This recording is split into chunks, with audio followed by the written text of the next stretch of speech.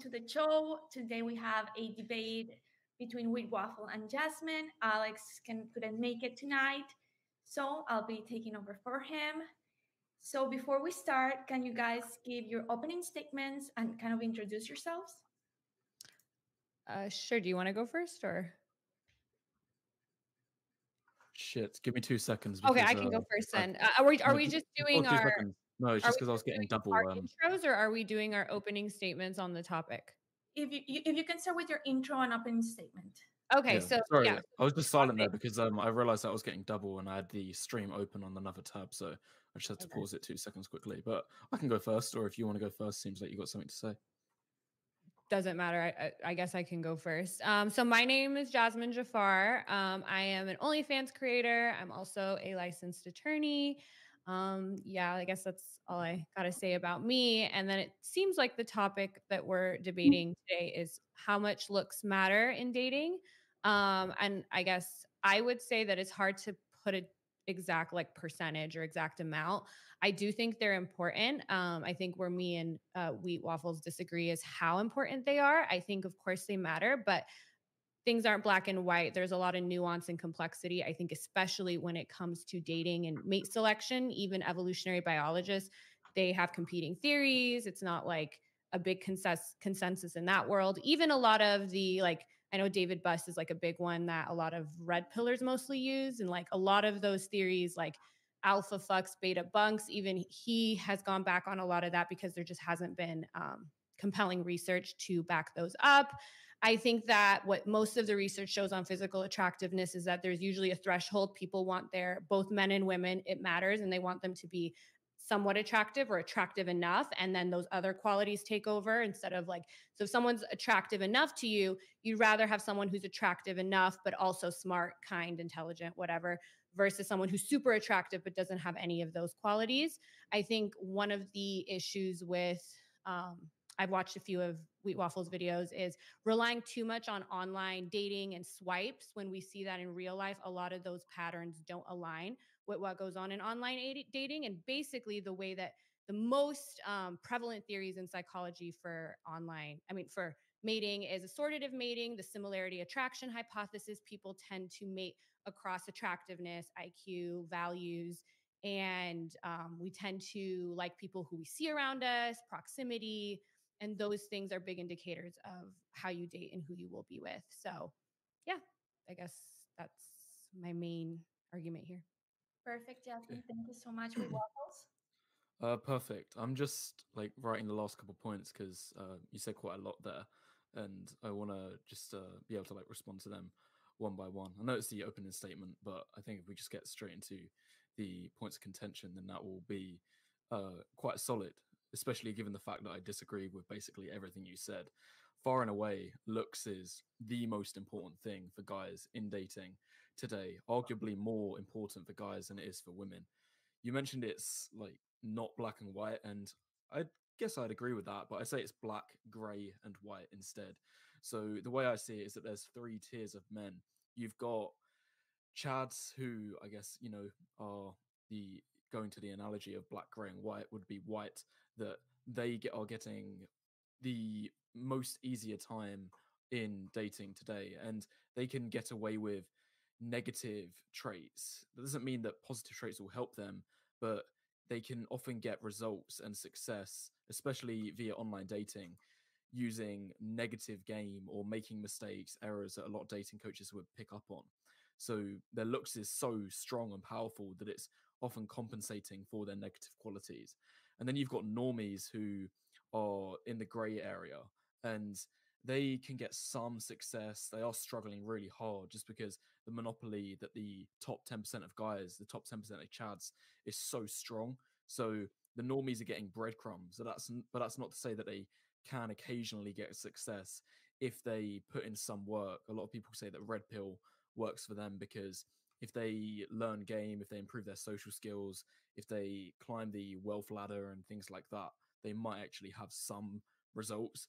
And then lastly, you've got the black, which is the sub fives. And there's no real options for them besides taking some extreme measures, such as moving abroad to Southeast Asia, where dating would be a little bit easier, or any country where the average height of the population is shorter, the average SMV is lower, and they can potentially use their Western status to make that women are more likely to be attracted to them because women associate Western people with wealth, and their SMV is higher. But in the West, if you're a sub 5, there's basically no hope for you getting a legitimate relationship unless you beta bucks or some crap like that. The next thing that you mentioned was like the threshold theory.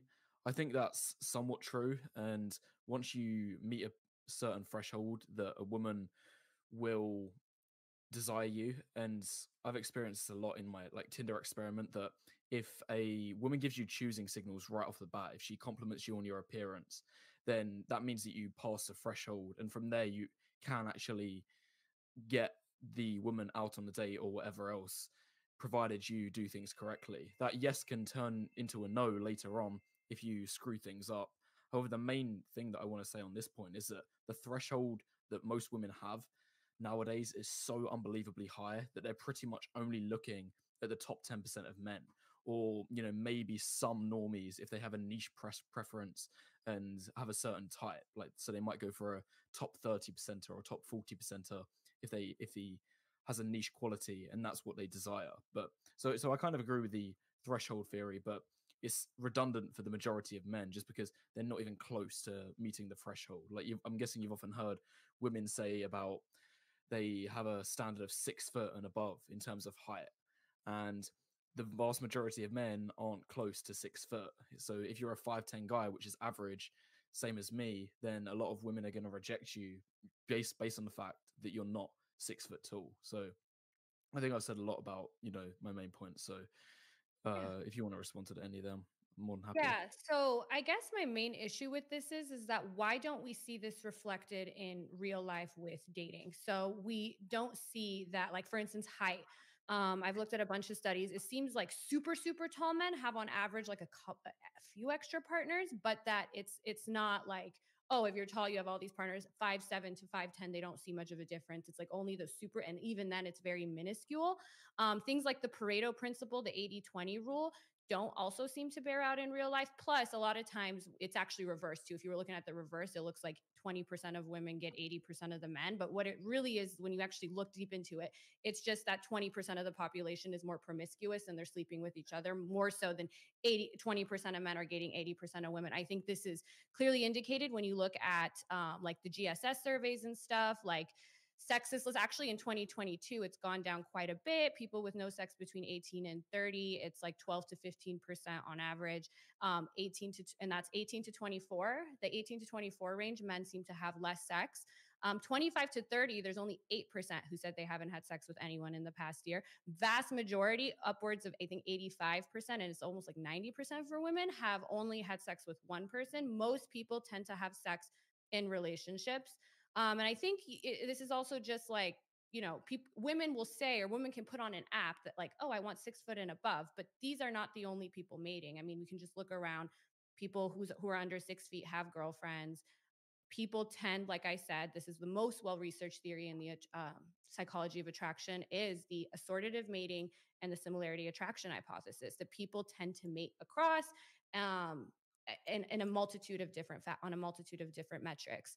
And so I guess my main issue is, if this is the way that you're saying the world is, then how come we are not seeing that in the real world? How come we are not seeing that it's just really tall or just really attractive people that are able to find relationships and be together? How come between the ages 25 and 30 in 2022, only 8% of men had no sexual partners and the vast majority of men were with one person? Where are you getting this data from? Because I've heard completely different That figures. is the new Have you seen? GSS. Yeah, and actually here, I think we can put this Okay, in. I'd be more than happy to see the screen share on this, Yeah, because the chart that I often reference is the it's basically a 2018. hockey stick chart, yeah, where men are having less sex. There's more men that have not had sex in the last 2 years. It's either since they turned 18 or in the last 2 years. I can't remember exactly what it was. There might actually be two charts, but they both showed the same thing, that the percentage of men who were out of the dating market was only like 10% throughout the 80s and 90s and early 2000s. But as soon as Tinder, Instagram, and all of that came along, then the results shot up and it's went up to, I think, 27%. So you're looking, there was one 2018 GSS survey that all the incels and the black pillars like used. That wasn't replicated in 2019, 2020, 21. I just sent you, this is Date Psychology did a statistician went through and you can see all those graphs. I think we can even share them on screen. Interestingly about Tinder, there was a 2022 study. It was a longitudinal study of 1.3 million college students. And they found that the fraternity members saw a 6% increase in total sexual partners. The top 25% of men saw a sexual increase in partners by 4.3%. The average number of sexual partners in that top 25 of college students was 2. So we're not seeing like, and I can like dating apps a lot of times, a lot of people are just swiping and then it's like, nothing's happening. So I don't always think that dating apps are reflective of what goes on. I think it's 1 out of 5 people in our age, in the, I think 18 through 30 partners that say they met online. So to use online dating and go just by Tinder swipes, which is what a lot of the data I feel like in this sphere you guys use, and then to make generalizations about the general population, I don't think is borne out by the data. Well, based on the fact that online dating apps are becoming the main way, and in fact already are the main way that people meet nowadays, I think that it is a significant part and you can't just overlook at it. And I'm not because this is what I've seen a overlooking lot it. of people do. They just say like, oh, but Tinder's not real life, bro. Look at the real world, bro. And then they just refute any online metrics, Well, even though when you first, think about the average guy, he doesn't have a social circle. The average guy is basically his only options are online unless he wants to cold approach too. And when it comes to warm environments, most guys don't even have a warm environment because the way that work is nowadays, it's so segregated. Most men just work with a bunch of other men because if you're in any like computer field or mathematics, engineering, construction, chances are you're just surrounded by men all day, every day. And same with women. If they're in nursing or teaching, they're surrounded by women all day, every day. So warm approach for the majority of people just isn't an option. Even when you look at sports, every sport I've ever played has just been all men. There's no sports out there unless I want to sign up for netball and something, and be the creepy guy who hits on all of the women and deliberately signs up for netball just so he can approach women. That's not an option. If you play any real sport like rugby, cricket, football, it's going to be all men. So warm approach for most guys isn't an option. Everyone knows that 99% of guys just don't have a social I circle. mean, well, even with online dating apps, like there are far more men on there than women, but even under 30, about half have used it. 30 to 50 drops to 37%. It's about 47%. So you're right that people say it's the best way to meet people, but it's still only 47% that say that. And then like 23% say still like through friends. So it's still under, even though it's the most compared to other ways to do it, it's still under half. And it's about half of us that even use it. And it's far less women that even use it. So I think where you're right is we do have a loneliness epidemic. I think seeing how men don't even have close friends, they don't have a social circle. And this has been increasing throughout recent decades with the onset of social media. I think COVID has made this far worse. So I would love like even people like you, instead of focusing on dating, even to teach men to have friends, to have social circles, because that having a lot of friends, especially having a lot of female friends, is one of the best ways that you can do well with women. I don't think the best way to do well with women is to sit online and analyze your jawline and determine whether you're worthy or not. You know what I mean? You don't see men who like I'm a lawyer, in the lawyer world and law school, like men don't think like this. They're not walking around like, oh my God, and my jawline and this and that. There are underlying, and you find that the incel community does actually report less social support than other groups. It's not always just based on how they look. It's also based on they have overlapping mental health conditions, autism, and they also have overlap with autism, but they also have high rates of depression, anxiety. They have less social support. All of those things also tie into it. People also do tend to rate people. There's been studies that show that people do tend to rate people as more attractive when they do like their personalities. Now, again, I'm not saying attractiveness doesn't matter at all, but I don't think it's just like the top 20% of men, and then for the bottom 80% of men, it's over, because that's just not what we're seeing when we're looking at this data. And I sent you in the private chat. the it's not 2020. it's not necessarily over for the bottom 80% or bottom 90%, but the dating game is harder than ever. And the chance as a man that you can date across and date your equivalent, you might disagree on this point, and you think that assortative mating happens to some degree, which in the end you might be able to make that case, but it's only once a woman has gone older, and the data confirms this, that the average age of marriage nowadays is 30 Mm-hmm. for both men and women. It used to be 20. So Mm-hmm. the way it was 50, 60 years ago is you would get married to your partner, but you'd both be 20 years old.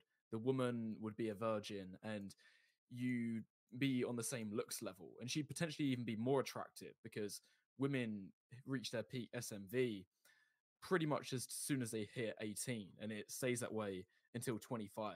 And I think when I'm looking around and I'm judging the attractiveness of the average man and the average woman at 20 years old, there's a lot more sixes and sevens who are women than there are sixes and sevens who are guys. So if anything, you would probably be dating up back in 50, 60, 70 years ago, when you got handed your trad virgin wife. However, nowadays it's just not the same thing. The women today are basically going with the top 10% of men all throughout their late teens and early 20s. And it's only once they realize that they can't secure the commitment of these top 10% guys, it takes 10 years of essentially getting blown out by these top 10% of chads. And then it's only once they come to that realization that they were never going to get that commitment, they end up having to settle for the beta normie who, maybe he's got some money now, or, he'll be able to get her out of her mess, and he'd basically be the knight in shining armor. So I think you're like, oh, people are getting married later, and then you're just making up a reason for it. There are a multitude of reasons for that. One is just that people are less established early on. Like a 4-year college degree now was like a 4-year high school degree. The average homeowner in this era you're talking about, the first home buyer age was like in their 20s or almost 30. Now it's like 40 something. And so that's one of the reasons for the decline in sex too for younger people. But there's also been a decline in teen pregnancy. There's been a decline in drunk driving. There's just been a decline in crazy adolescent behavior, because I can give you an example. Lawyers, no female lawyer really gets married before we finish graduating. We work for a few years. It's very normal now to get married in your early 30s, not because oh my God, I can't find anybody now and I was getting blown out by chads before. That's not necessarily the reason. The reason is also because we're getting careers and we're being established in those careers before we're going to settle down and have a kid, versus back in those days where women weren't even able to enter the workforce. So like at 18, 19, 20, they were like, okay, I guess I'm going to get married and pop out children. That's just not the reality of the world today, with women being able to enter the workforce, and just how harder it is for younger people to become established. And just our views on marriage and stuff have changed too. A lot of people don't view it the same way. Some people don't even want to get married. That's why I'm not just looking at marriage rates. I'm looking at just partners in general too. And so I think that it's cool that you can just put on an explanation as to why you're seeing a trend, but unless you have some data to back that up, it's just speculation. I think hookup culture is more rife than it ever has been at any other point in history. And where are you getting Women, that? okay, there was I can't remember what study it was from, but the data basically showed that 2/3 of men in 18 to 29-year-old age range identify as single, whereas only a third of women do. And what that implies to me, and you can check the data, and it's not countered by the reverse imbalance of men who are less likely to be single in their 30s and 40s. So that's not the explanation, which leads me to think that the only reason for why way more women identify as being in a relationship than men from 18 to 29 is because there's chads who are spinning plates, and the women think that the chad is in a relationship with them, but the chads just see those women as plates. Does that make sense? Well, So yes. the women think that they're having a relationship with this chad, but in reality he's just having them as a plate and using them for fun times. And that's why when the women are asked, "Are you in a relationship?" They're saying like, "Oh yeah, yeah, I'm in a relationship. I only have sex in a relationship. I'm not, dirty like that. I would never have sex outside of a relationship." They're allowed to use that justification. However, in reality, they are just still indulging in hookup culture, but they don't even realize it because the Chad is still sleeping with them, and he knows that they're a plate, but he might keep that intention withheld because he wants to keep them as a plate.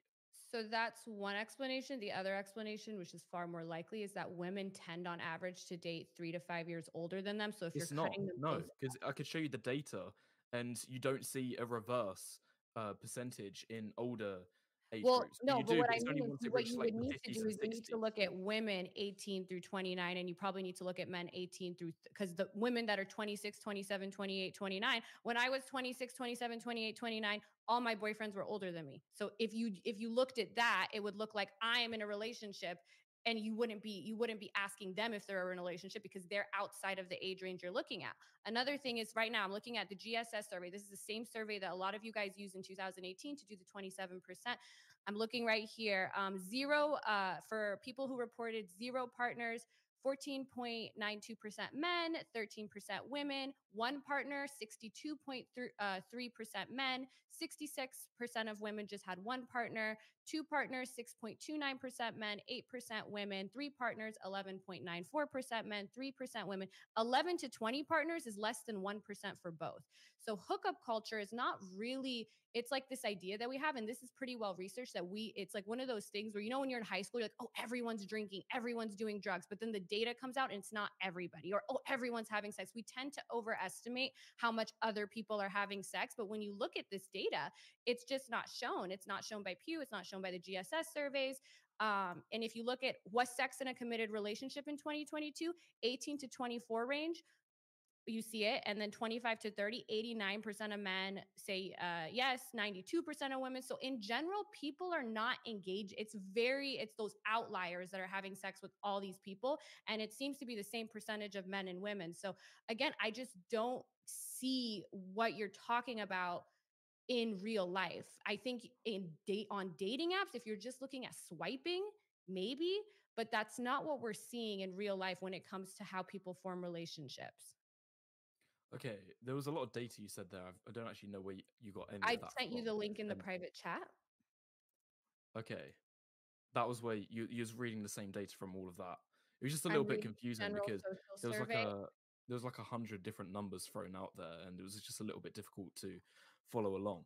But anyway, I'll stick with the data that I've got because this is from Pew Research, which I'm guessing is a. Can you send me that too? So I cannot, because I Well, I was sent about you. to share my screen, so Okay. Well, can hopefully you you'll be able send to it see it also again. in the chat and then I can look at it? Okay. Can you Yeah. also, so I can share with the chat as well, please? Well, if I'm sharing the screen, surely it would come up.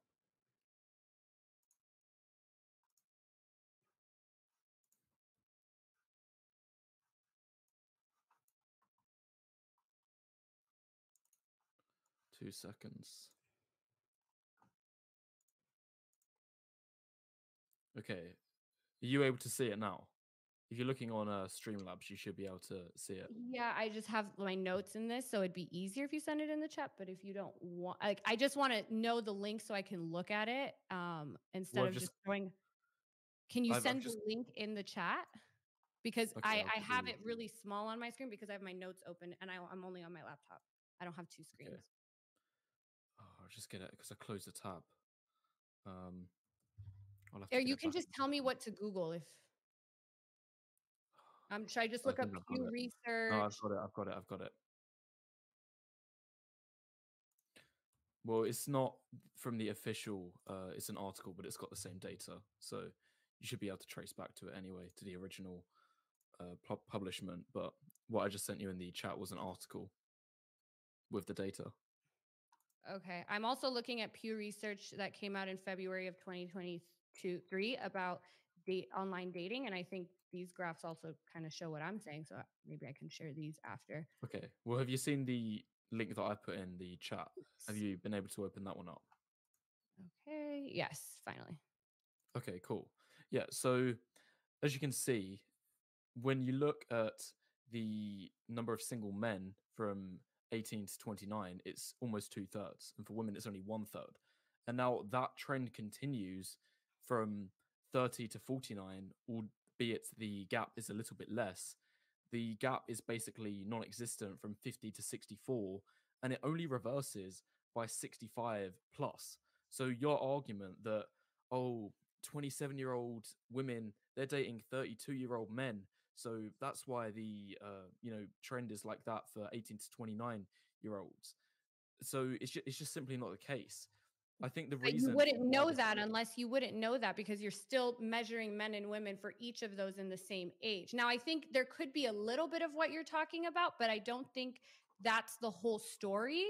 And again, I think that if you're right, then like if I don't know how to share my screen. If the moderator wants to throw up the GSS survey, the one that I shared, you wouldn't see, and it's not just that. Any survey where they're looking at in the past couple years, when they're looking at how many partners people have had, it's not showing that this top percentage of men is having way more partners. It's showing that the vast majority of people are having one partner. Sexlessness has also gone down in the past in 2022 than in 2021, 2019 pandemic years. So why is that trend happening in your opinion? Yeah, go down. Do you know what I find interesting about you is that you like See, to you like like go to up. bounce. You can see that. Well, this is 18 through 24, but up there was the 18 through. If you go to the top, it was yeah. This is all each cohort, but the very top one was just 18 through 35, I believe. You can see the distribution of sexual partners. And this is from the General Social Survey. So you can find other ones that show the same thing. You can read this. They talk about how these trends seem to be the same ones that we're finding Okay, on other and this surveys. is based off of verbal, well, or either written data and results. What it doesn't show, and I know that there's definitely elements of this, which is why trying to collect data from people's answers and opinions is never a good idea, because people lie, and the way that men and women lie is going to be working in opposites directions. So men are always going to seem like they are having more sex than they actually are, and women are going to be seeming like they have less. Then So if that's you the have case, then why do such few men report having a lot of sex? Most people report having 0 to 2 partners on average. I think so. If you're right, then guys should be saying they've had 5. So according to that data, it says that the number of men and women that have 0 partners was, I think, 15% of men and about 14% of women. And I'm guessing was that in the last year or the last 2 years? That was let's see. I'm pretty sure since it's 2022, I'm assuming they asked about 2022. But the same thing was shown kind of in 2021. The one year that it was a little different that you guys ran with was 2018, because 2018 showed a big difference between men and women. It seemed like men were having way less sex than women were, and that wasn't replicated any year before or after, which is why replication is also really important in science and data.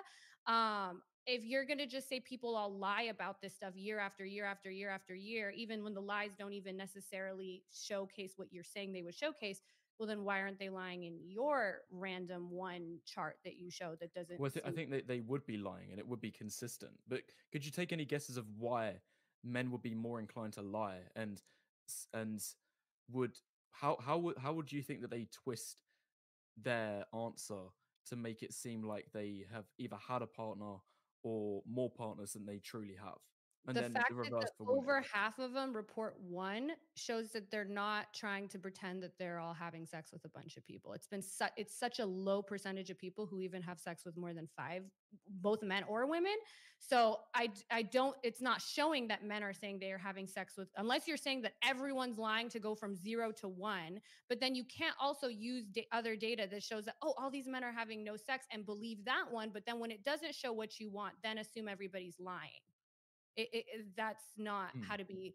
I think that's an intellectually lazy way to look at things. Yeah, I understand what you're talking about, but it doesn't seem that this data is replicable either, because your data, it just seems a bit miraculous that in 2018 or whenever the previous chart was made, that Well, there was there 2019, was the 2020, spike. 2021.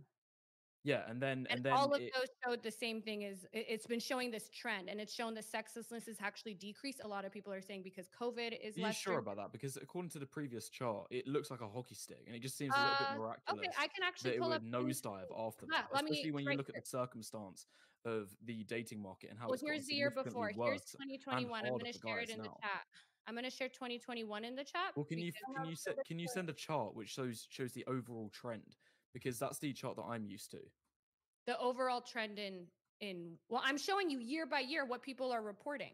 And it's and Yeah, if but I you don't want to read see a year by year. I want to see the yearly trend, which is evident in this chart, which I'll bring up on my screen if I'm able to okay, and share it can you again. also share all your sources instead of just throwing a chart out there so I can look at it? Well, you've seen this chart before, and it's from the exact same data that you've been speaking of, about the GSS. So, you know, I don't think I need to show a source for this based on the Well, fact that no, you know. whatever you're looking at, if you because I can't, your screen is super small for me. I think it would be helpful, like just like I'm sharing my sources, if you could share yours. I'm not saying that your sources are incorrect, although you're saying that for some reason the 2022 data is incorrect, but GSS is right in this. Yeah, this has been a big one that people. This was 2018, so you're Yeah, I looking at know the it's 2018. So, according to the GSS, in like we've 2018. got this upwards trajectory, and then in 2022 or 2023, whenever that recent data was, we see a drop in the data, which is, you know, somewhere around here,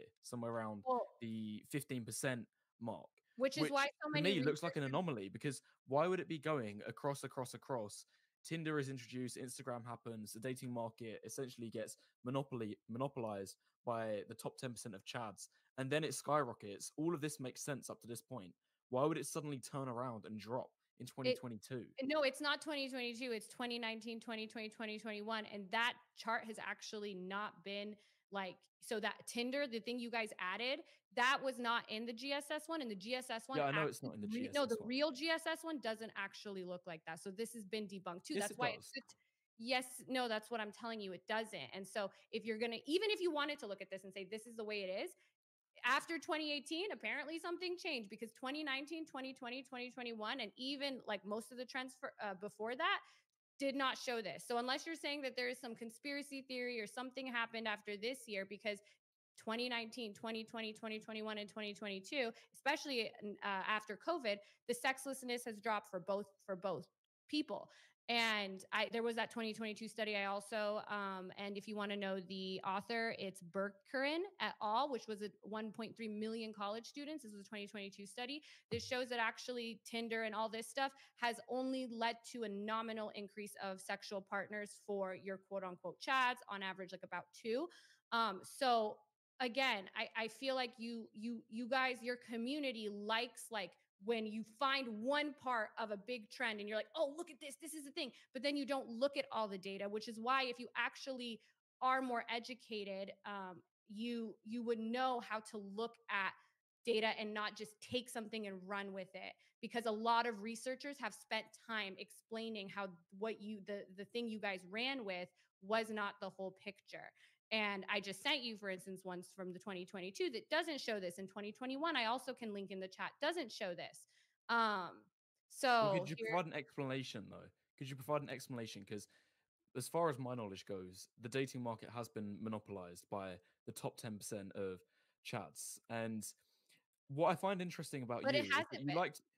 Can you stop interrupting me, please? What I find interesting about you is how you like to bounce from talking about the real world to talking about data. And when it suits you, you like to talk about data. And when it opposes you, then you like to start talking about the real world. Well, when I look at the real world, which is, you know, what you constantly keep uh, talking about or ignoring when it doesn't work with you, is that the men that I see who are getting with the most women and the guys that potentially are in relationships or leading women on and are looking to bring more women into their life, aka monopolizing, are these high value men who are in the top 10%. It's the bottom 20% guys, like the guys who I know before I even get to know their name. I just take one look at them. I look at their height, I look at their face, and I'm like, okay, I can tell that he's got absolutely nothing to write home about in his dating life.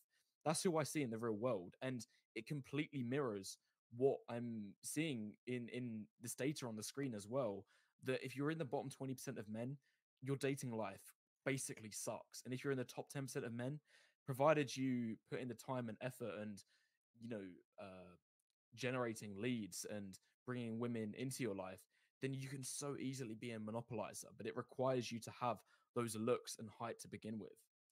So this is what I'm trying to tell you. When I'm not using data in real world is different. My data actually, my real world it actually is like the data. I'm not using data in real world. Talk about my anecdotal experience. I've never talked about my anecdotal experience. You're the one bringing up your anecdotal experience. Anecdotal experience does not trump statistical data. And what I'm trying to tell you is this 80-20, this Pareto principle has been debunked, right? Because what it's showing How is can you that say it's been debunked? How because can when you say you it's been reverse it, debunked? it also shows that 20% of women are getting 80% of men. So what statisticians have concluded is that it's about 20% of people that are slightly whatever more promiscuous, and it's probably even less actually when from what I've read they've actually concluded, and then everybody else is pretty much having sex in relationships. And then it seems like 18 through 24-year-old men are having less sex than previous decades, but also because we're getting married later, all kind of juvenile risky behavior has gone down for that group. 25 to 30, there's actually very few men that are virgins. And this has been replicated by Pew Research and GSS. And I can share those links, but apparently you don't like those links. You think they're all lying. You like your two graphs.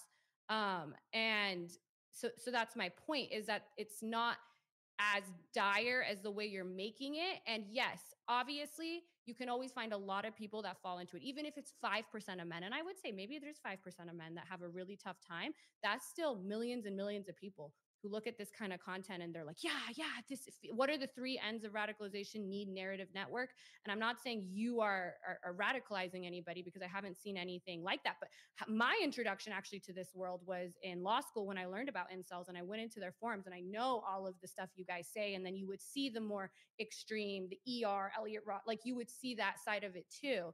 But again, you learn, and also through research, and research have confirmed this, that those groups also tend to have less friends. They do tend to have higher rates of autism. They do tend to have higher rates of mental health and physical health issues. And that, of course, is going to affect them. I do think you can even argue that the bottom 10%, there's a 10% that are undesirable for men. I completely agree with that. And that 10% is their circumstance is far more dire than the bottom 10% of women. I completely agree with that. But the vast majority of people do not fall into this black-pilled incel subhuman world that you're talking about. And in general, people are mating, and they're mating typically people they work with, people they're around. Like, I'm a lawyer. Lawyers tend to marry other lawyers more than they marry any other profession. People tend to marry people in their own profession the most. People tend to marry across IQ, across values, across religion. Those are the things that people, and that's not me. Assortative mating is a very well-researched theory, and similarity attraction hypothesis is the most well-researched theory in the psychology of attraction. So your beta bucks, alpha fucks theory also is not borne out. David Buss is the one who actually first talked about it, and then he took it back recently. He's like, there's just not enough data to actually show this. And so, yeah, I just don't think that even cherry picking a few data points here and there to be like, look, what I'm saying is true. It's not. Yeah, I think there are plenty of men who are spending time on these apps, and they're swiping and they're swiping, and they have no friends, they have no whatever, and they're like, this sucks. I agree. Those people do exist. But to pretend that that's happening on a grand scale is not.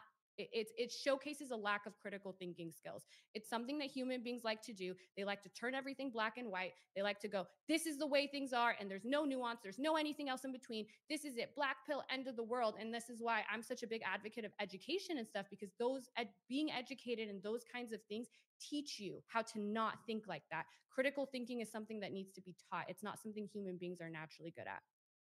Okay, no one in the black pill community is saying that it's the end of the world.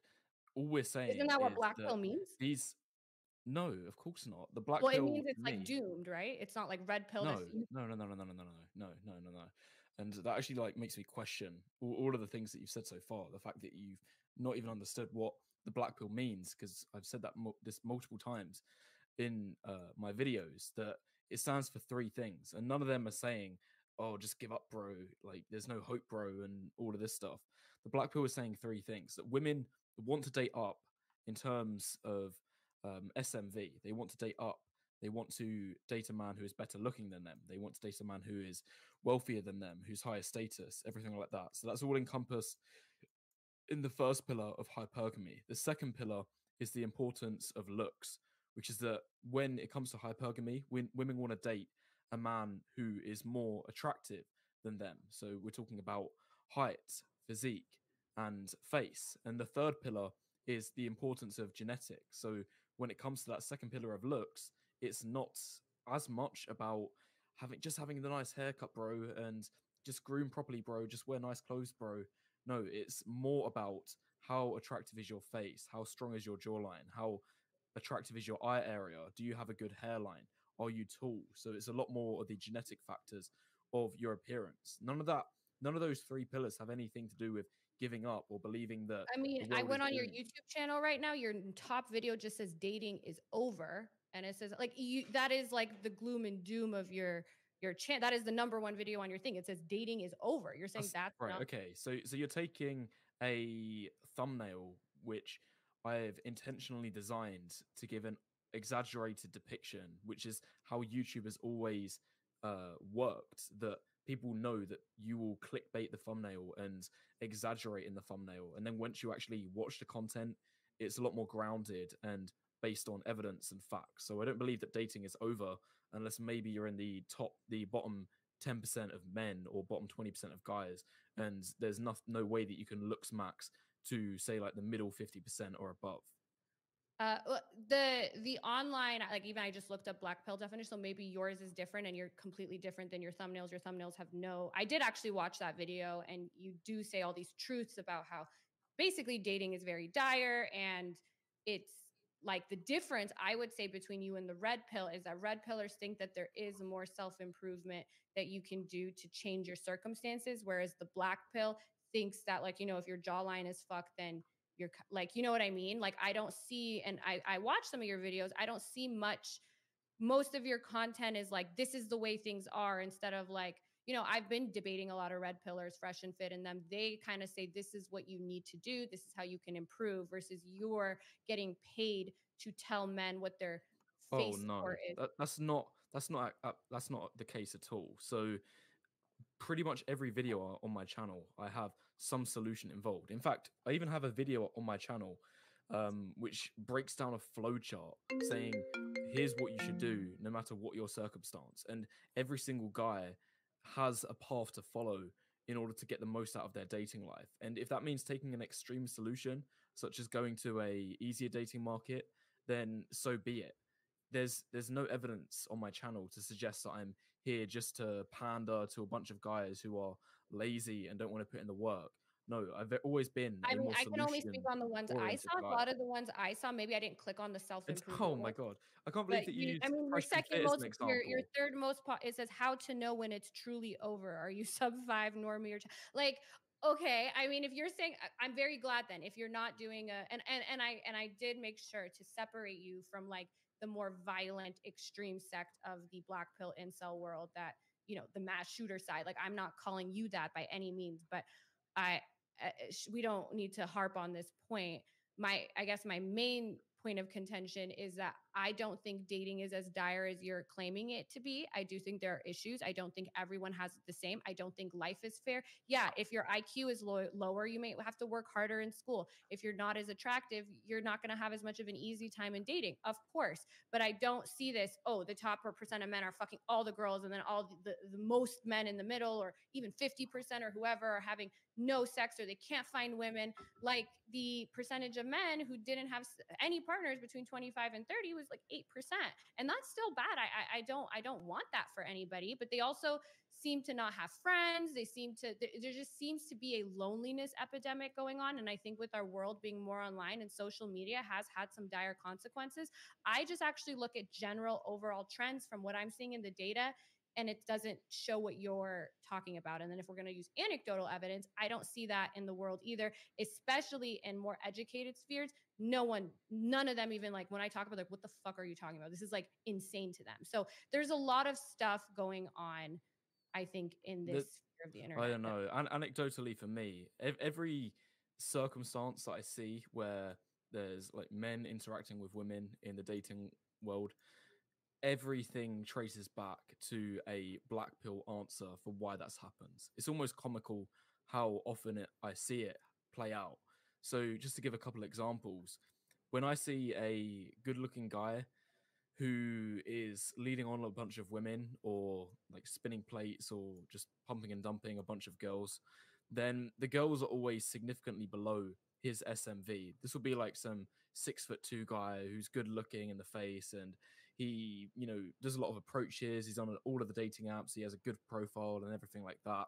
And he's able to match with and consistently arrange dates and essentially meet women who are fives, occasionally fours, sometimes sixes, and he can just go with them for a one night thing. It's so easy and routine, and he will just take them on a date, and then it's almost handed on a plate for him because the women leads the first day, and he can easily just get the job done, and it's that simple on the first date. And it's difficult for him to necessarily get the top tier of women, but that's why he's more than happy to just spin plates and date short term casually with women that are 2 or 3 points below him.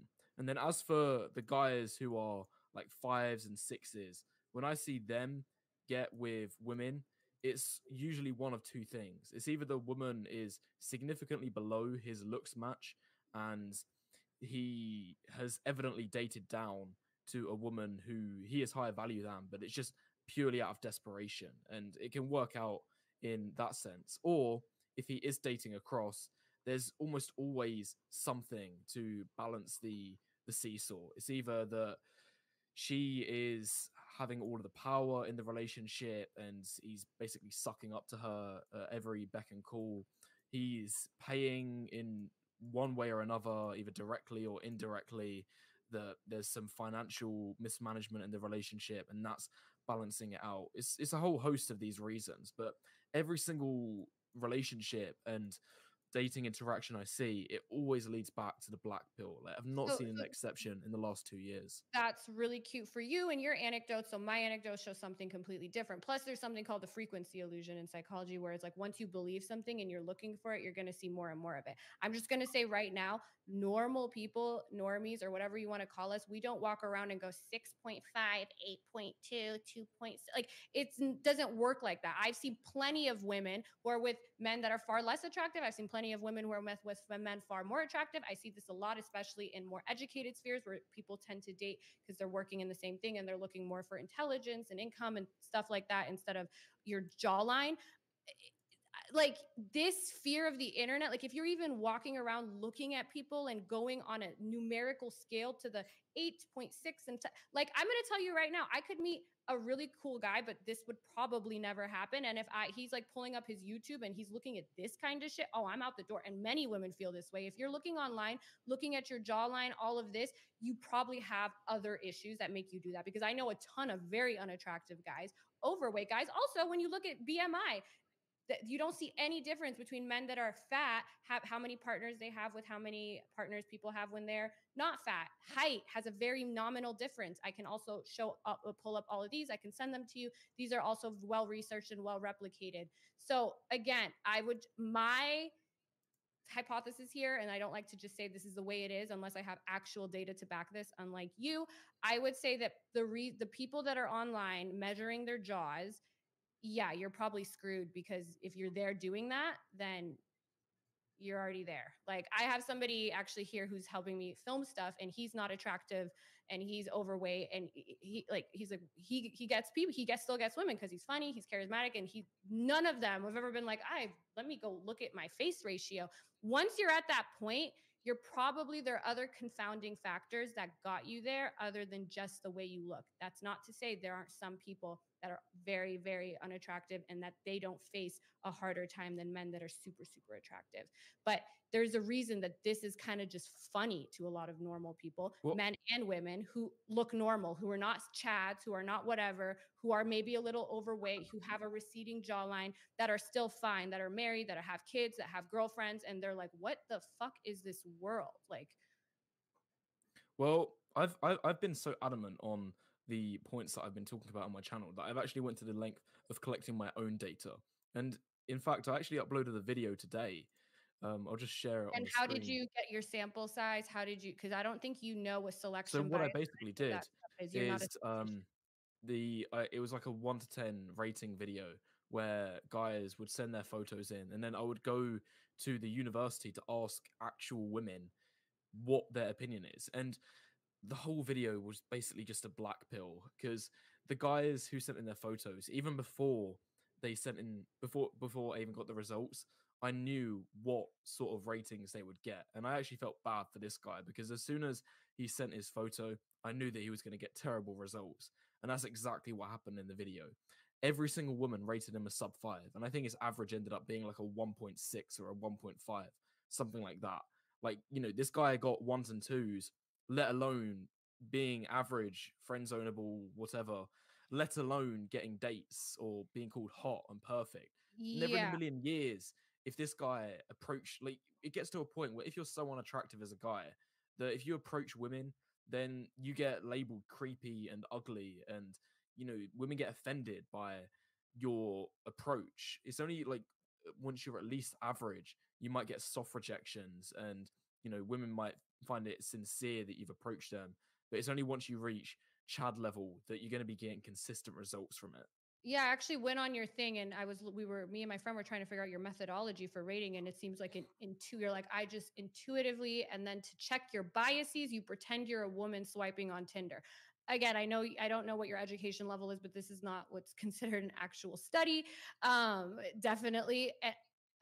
Again, I feel like if what you're saying is true, then this is what we would see reflected in the world. I'm not saying that people who are really unattractive don't have a harder time, but for the vast majority of people, those other things, having a lot of friends, having a lot of female friends, I think is a really great way that a lot of those guys don't struggle with women.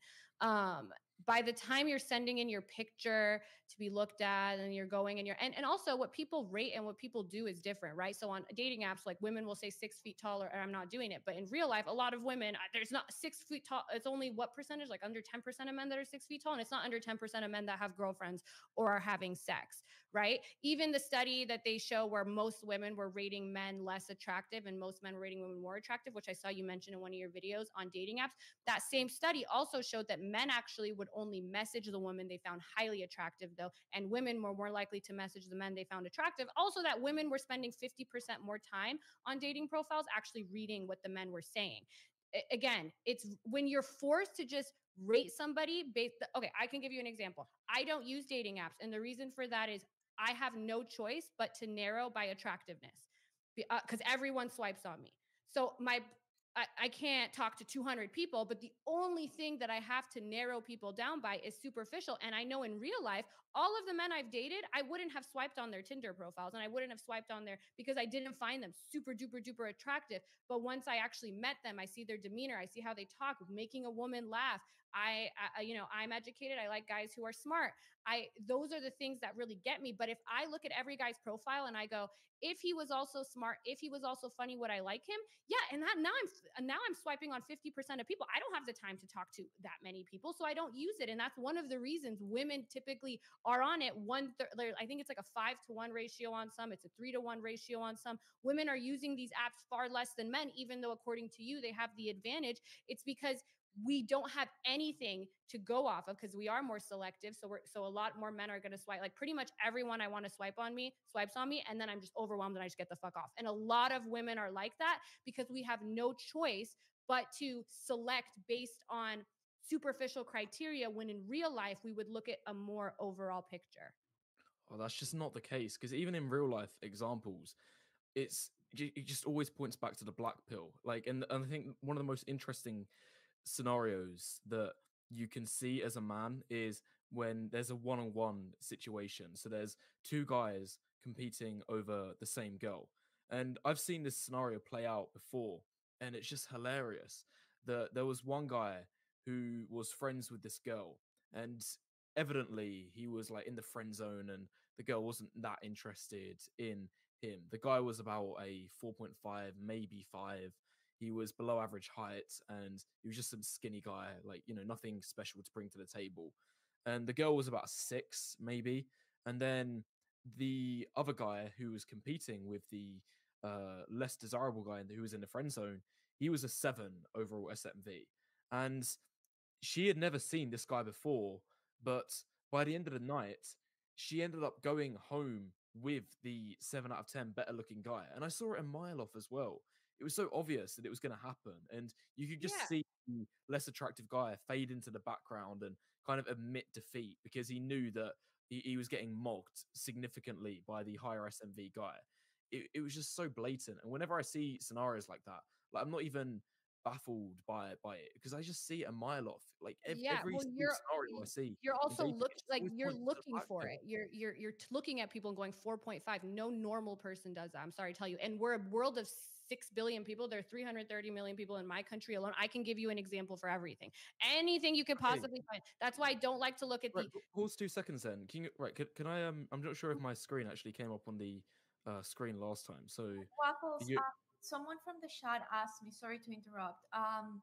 Can you ask with Waffles to explain Pete Davidson being able to date women more attractive and more successful than him, even though he has a below average face? well, because he's got loads of money and status. That's quite obvious. Once again, it Well, points to I the mean, black like pill. he's dating And women he's really who tall. have more money than him. Like Adriana Grande, it's way more successful than him. It's Kim the same yeah. with how, like, Jake Kardashian. Paul, who's like, maybe 6 out of 10 facially, is dating some 8 out of 10 stunner. It's because he's got loads of YouTube clout and status. Okay, If he was some I nobody, implore the audience, think back to your high school, college. We all know the Pete Davidson of our high school or college. We all know that one guy that wasn't that attractive that still got the bitches because no he had way. to do it. And No that's why way. I implore the That's never audience. I happened. implore the audience. Every guy in high school who got women that I saw, they were always tall. They were always had a good physique, and they Yeah, always okay. had a So good we just face. have I never different saw some anecdotal ugly experience. guy. So I'll leave it up to the audience because I think most of the audience, the ones who aren't going around, they're But you not might in have your your audience. subjective opinion, but 4.5, like 7.2, 2.3. no, but They're not. I've rated over, right. Let me tell you, I've rated over 10,000 guys, and I know, like, to a T how attractive guys are and whether they're gonna struggle in dating or not. And in fact, I get these points all of the time from people like you who say like, "Oh, but I know this one guy. He was a sub 5, and he I was did it. still getting loads of I girls." don't use And those. then You started doing that. I don't do no, that. no, I yeah. never said this No, one yeah, guy. but I you just only brought did up that that now. example about how you had that high school guy who, you I thought was just really did that now. I unattractive. didn't do that any other Yeah, time I in the know. No, because but I think this is why individual it's always examples are flawed. stupid. Because whenever I look at them and then I say, okay, he's not actually a sub 5. You just had your own subjective bias creeping in there. Because I look at the face as a whole and I know what women are like. I know what women desire, what features they go for in a man. So And do you just all have of these examples. superpowers? Did you get a degree in this, or did you just have an instinctual Well, I've been doing ability it to for be 3 a woman? years, so I've studied this. I know what Huh. features women are looking for in guys, and I can tell it's like I don't think there's been any exceptions. In this video that I uploaded, all of the guys who sent their photos in, I knew what kind of results they would get before I even got the data. I knew what remarks they would make. Like if there was some bald guy who sent in this photo, I could tell straight away that all of the women would be like, "Oh, they're gonna rate him low because he's bald." Or same with an old guy. As soon as an old guy sends in his photo, I'm like, okay, I know he's going to get mostly 3s and 4s because he's old. It always happens. And Like, when there's an attractive guy, I know he's going to get good ratings. Like this guy, I'm pretty sure I mentioned this example earlier, but I'm not sure if the image was on the screen. I knew he was going to get terrible results just by yeah, looking at his okay. face. I And he can got all tell that sub 5 too. ratings. It's not, especially if you're going just off physical attractiveness. You send me that photo or this guy's photo. I already know these guys. I don't mean it to be assholes. These guys look like they look like they don't even look like they're sane. Like even these sending in these kind of photos to like, I would never touch a guy who sends in photos to you to rate them. Like that activity on its own is unattractive to women by default. But there's been tons of studies But that's that not what the show that women were saying, though, was it? Women weren't saying like, "Oh, I'm rating every single guy a 1 because he sent in this photo." A lot of the women rated 7s and 8s. Obviously, they didn't come in a huge amount, but they did. So the point you made there is completely redundant. and just going and interviewing what even 200 people, that's not a scientific study, right? And so my main question to you is how come when we're seeing in real life is not the same thing. Even if you rate people Oh, just come on on. physical This is attractiveness, this let's is say this. what people always Let's say, do. They even just if start moving the let me finish. goalposts. Let me finish. You asked me not to interrupt you. Even if I were to concede that you are just so good at looking at everyone's jawline and structure, and you just know what everyone looks like, and your opinion of physical attractiveness is correct, it still doesn't show that the people who are normal, or unless they're in the very, very bottom, I am not seeing that they're unable to get dates, or they are unable to have women, or they are unable to have families and kids and lead really happy, fulfilled lives. That's just not what we're seeing. Again, I think the crux of this debate is, how much does physical attractiveness matter? And great, you are a connoisseur of determining physical attractiveness. You were born with this superpower. That's amazing. But it still doesn't mean that those things are that important, because you're going around asking people to rate them. If you were to ask a lot of people, oh, can I see your significant other? A lot of other people are dating people typically in their same, and those relationships actually last the longest. If you date somebody or you mate with somebody who's around your same level of physical attractiveness, those relationships tend to last the longest as well. Yeah, and I'd agree with that. I think that dating your looks match is probably the best, one of the most important factors in terms of having a successful relationship. But like, here's another example. So a few days ago, I was watching this TikTok of some woman talking about how it was impossible for her to find the right guys on Tinder. And have you seen those charts where it shows the difference between how men swipe on Tinder and women swipe on Tinder? Like, women swipe on, well, they swipe left on 99% of men. Like, the data is out there for some women who are like that. Meanwhile, men are swiping on basically every single woman, and they're not getting any matches. But the women are getting tons of matches. They're matching with pretty much every guy that they swipe on. But anyway, on this TikTok, this woman who was clearly only swiping on the top 5%ers, and as an average woman herself, unsurprisingly, she wasn't getting anything back. At best, she would get pumped and dumped from one of these top 5%ers. In the comment section, there was this guy who was saying, like, oh, you don't know how easy you have it. You don't know how depressing it is as a man to swipe and not get a single match. And then I took one look at his profile. I opened up his TikTok page and saw his profile picture. And it was unsurprising that he left that comment, because he was like Yeah. 300 pounds and bald. And he was at least in his late 30s, if not 40s. And as soon as I saw his picture, I was like, well, of course you don't get any matches, because that's what you look like. And this is my point. Like, every single example I see, both in real life and online, it just always ends up pointing back to the black pill. Yeah, because you have a frequency illusion, you have a narrative, and you have confirmation bias. That's how all of this looks. You're like, oh, I saw this one example on TikTok, and then I looked at a comment. This guy, I could have him come on here right now. You would probably rate him below average, and Okay, I know some of explain the this women he then. slept with, and but I'm not using examples like that, because I'm not going. I actually saw a TikTok, and then I saw a comment, and then I clicked on their profile. Okay, That's what I'm explain this trying to then, look at, because overall trends. Even if it is even the way you're saying, instead of looking at the extremes, the really overweight, because I agree, those people, especially with online dating, they're going to have a really tough time. What do you think an average guy, how difficult do you think it is for him? Because way hard. He gets no matches on no, Tinder. It's no, only no. once In you, real life, is because, like I said, when you're looking oh, at way harder actual still again. partners, In if real you're life, looking at it's actual so difficult. partners, you don't see BMI having a big effect. You don't even see height having a big effect. You don't see income even having that much of an effect. Poor people even reproduce more, and they seem to have almost the same amount of partners as rich people. So people tend to fuck no matter what, a lot of people. Now, I'm not saying there aren't some people that struggle more, especially the bottom 300-pound, whatever guy you just talked about. He's going to have a lot harder time, especially if he's relying on online dating that has way less women, that not even 50% of the population is using. And then he's also doesn't have friends, doesn't go outside, watches your videos. Obviously, he's going to have a problem. But I don't think you can take those people and pretend that all of us are here struggling, because the truth is we're not, men or women. That's not the case. And in fact, I've received so many emails in the last couple of years from guys who have said, "We honestly, once I saw your content, once I watched enough of the videos, my dating life completely turned around. And I was blue pill for so long, and it's only once I discovered your content that's when I learned the truth, and I was able to start ramping up the results in my dating Any life. content Because what they end creator's up email section is gonna have. I have emails because I've been debating red pillars. Oh, you changed my mind. Someone like Destiny gets a million of those. He's what is he, blue pilled? That says, oh, I was red pilled, and then you actually show anybody. You can't look at your own email list. Yes, there's gonna be people that you've touched, your content has touched, and you're gonna have a bunch of emails. My DMs are filled with those too. Almost anybody's DMs are gonna be. This is what I mean. It's what a selection bias is. I Okay, don't yeah, know fair enough. You might say that where a to. lot of other people, get those kind of emails as well. But do they have actual receipts, actual results? Because the results that people have sent to me and said how much of an impact my content has had on them, when they previously believed in the content that, Destiny and all of these other creators put out, like, which is it? Because only, I'm one, pretty sure Destiny has unless, people who also say like, "Oh, I even do." People are like, "Oh, I read well, that book you talked about, and actually," or "Oh, I followed your advice talking to this girl, and now we're going on a date next Thursday." And I don't even do the amount of content you do, and I still get messages like that. So we all do. I get messages from people, and people who say the complete opposite of me get messages from people telling them they're right. That's just how the internet works. yeah, but do these people actually have receipts? That's my point. Because a lot.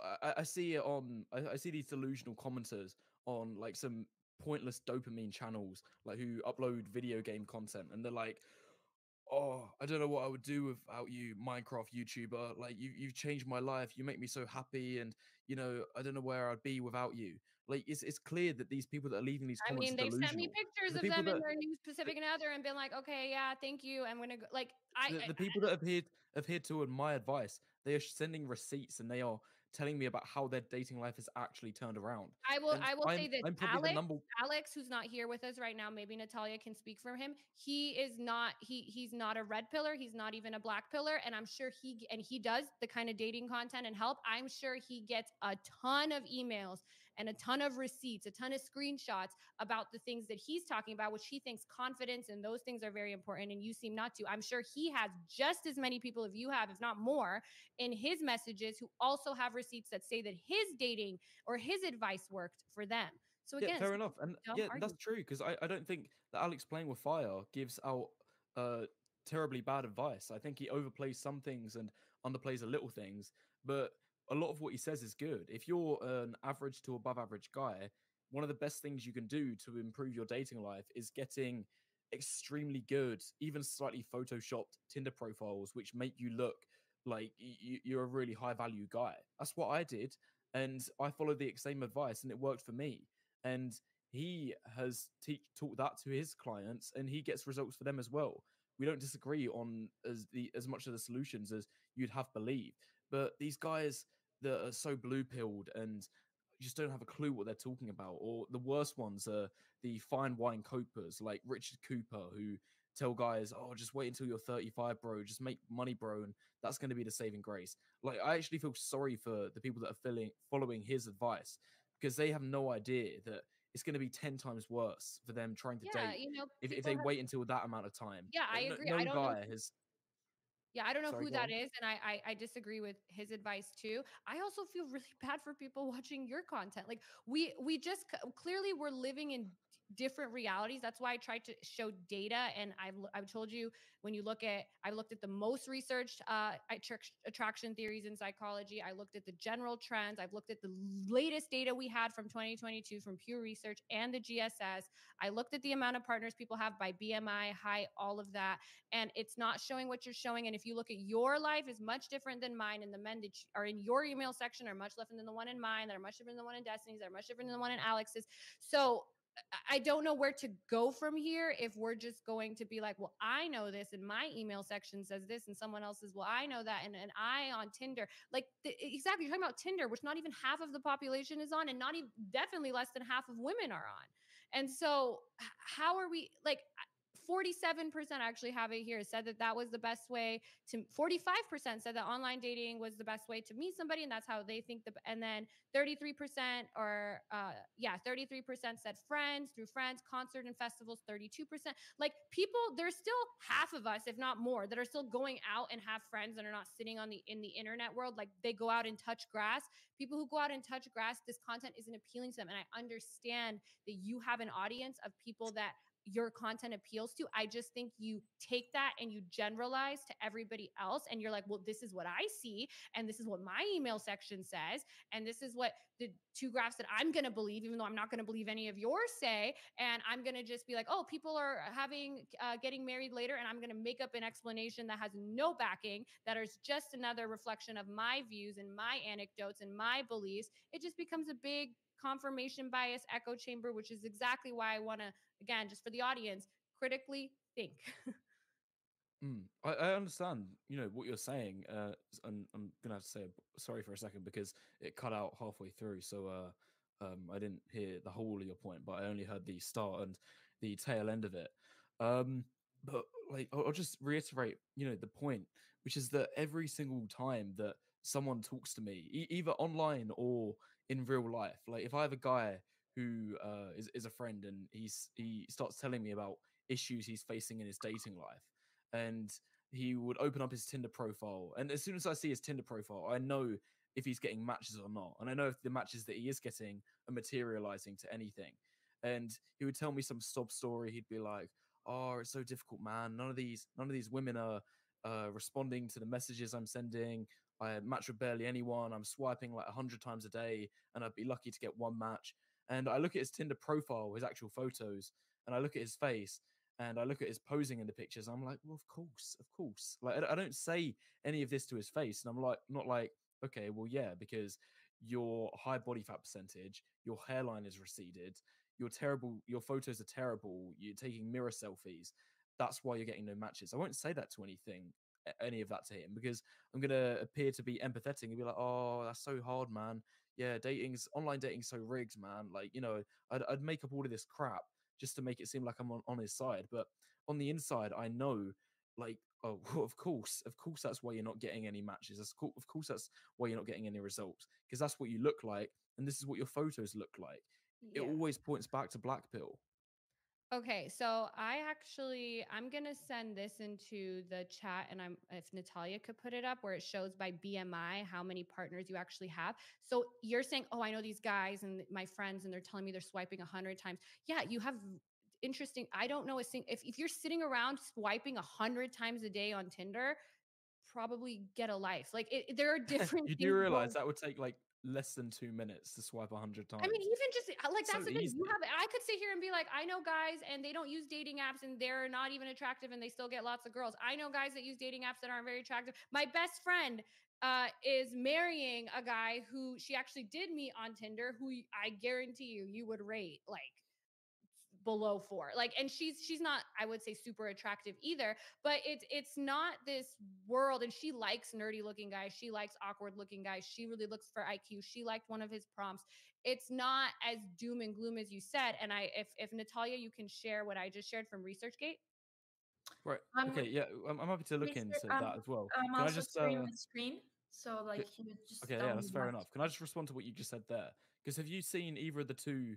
Well, I've got three Tinder experiments, but two of them are relevant to my point. Have you seen either of the two Tinder experiments, the No, but most I viewed spent ones a on lot my of time channel? in incel forums where they talk about Chad fishing and all that. Yeah, of course that stuff works. I'm talking about life, and I'm not talking about my real life. I'm talking about what the data indicates real life is, which is what I'm trying to have her pull up from ResearchGate. Okay, here's an interesting study in real life. If real life is so important, because one time there was a speed dating experiment where they had a bunch of men and women, and they all went on speed dates with each other.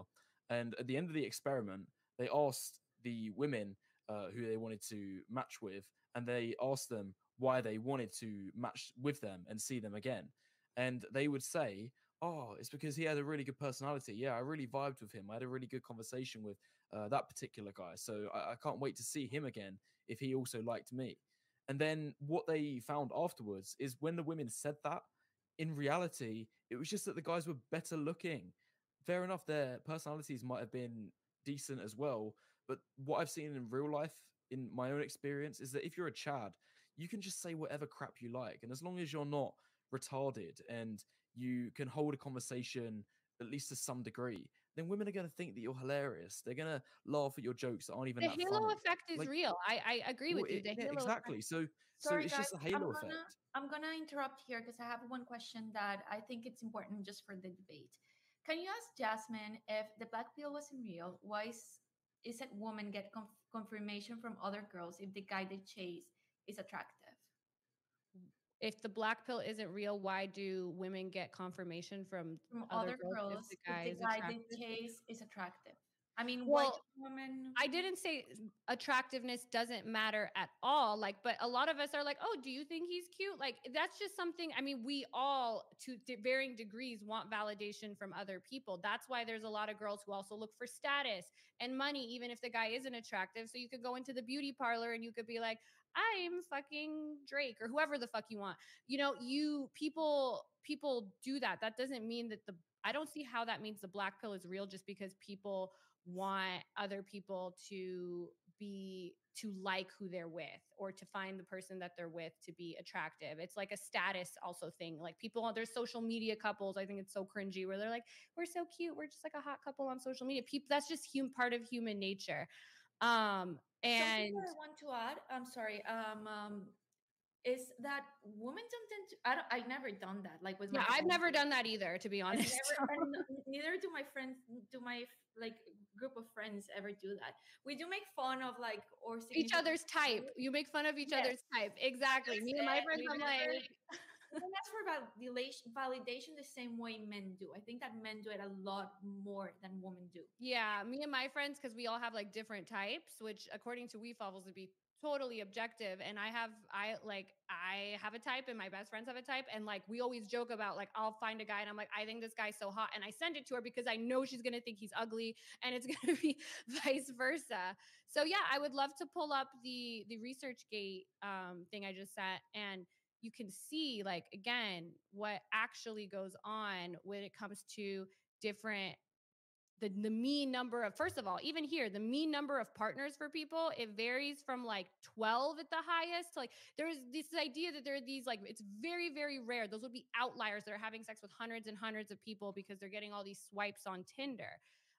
You can see even height. Very short has an average 9.4 partners. Very tall, extremely tall has the mean is 12.3 partners. So and then all the ones in the middle, it's like 11 for short and very tall 12. That's one on average partner. And the difference Okay, between the very short and the very tall is 3. okay. In this data, it does show correlations with the black pill first and foremost. I would expect them to be more exaggerated than they are, but first point is that they do show correlations with the black pill. So very short guys have the least partners, extremely tall guys have the most, By obese 3. And people then have if the you look at less. just short to average to tall to very tall, it's less than 1. Okay, yeah, I understand that. So, the correlation still aligns with the black pill, but I'm just surprised it's not stronger. But there's so many missing variables and data points here. It doesn't talk about so many different things. Like, what about the quality of the women? Like, how do you know that that very short guy who's got 9.4 bodies, how do you know that he wasn't just going for like some, he wasn't dumpster diving and going for It's the not 3 out of one 10 guy women? though. It's not one guy. The sample size isn't one very short guy and one very Okay, tall. I'll tell you what I've seen. So, the if there's a woman who's like a 3 out of 10, and then someone will tell me that, oh, you do realize so and so who's a 3 out of 10 has a boyfriend. I'll be like, oh wow, that's crazy because it was a little bit surprising that she's a 3 out of 10 and that she's got a boyfriend. And then I find out what the boyfriend looks like, and he would also be like a 3 or a 4, and it's some like obese guy. You know, Isn't that what the we just quality. talked about? That people tend to go across, and that's okay. So No, first, but the thing, even then, he would be marginally better. He'd be but marginally higher SMV, but he's no Chad.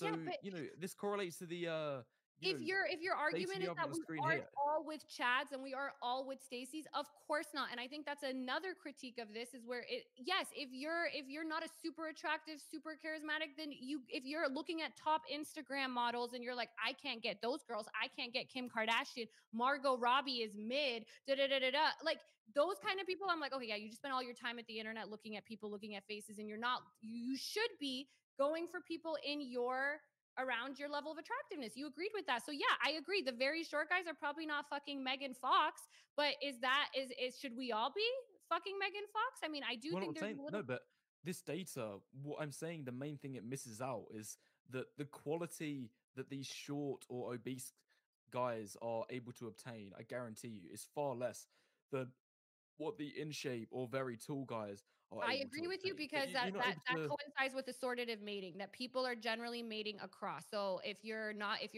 overweight, then maybe I think there's a higher likelihood you're also fucking overweight people. So now this criteria has changed from no women to women in your league. If you're saying that most people get women in their league or men in their league, I would agree with you. And also, this is not one person. This is what the mean. You can see the median. You can see all of that, and you can see even mid healthy weight versus obese versus upper weight. You're seeing that these are like 1 to 2 on average, more partners or less partners. And yeah, I agree with you.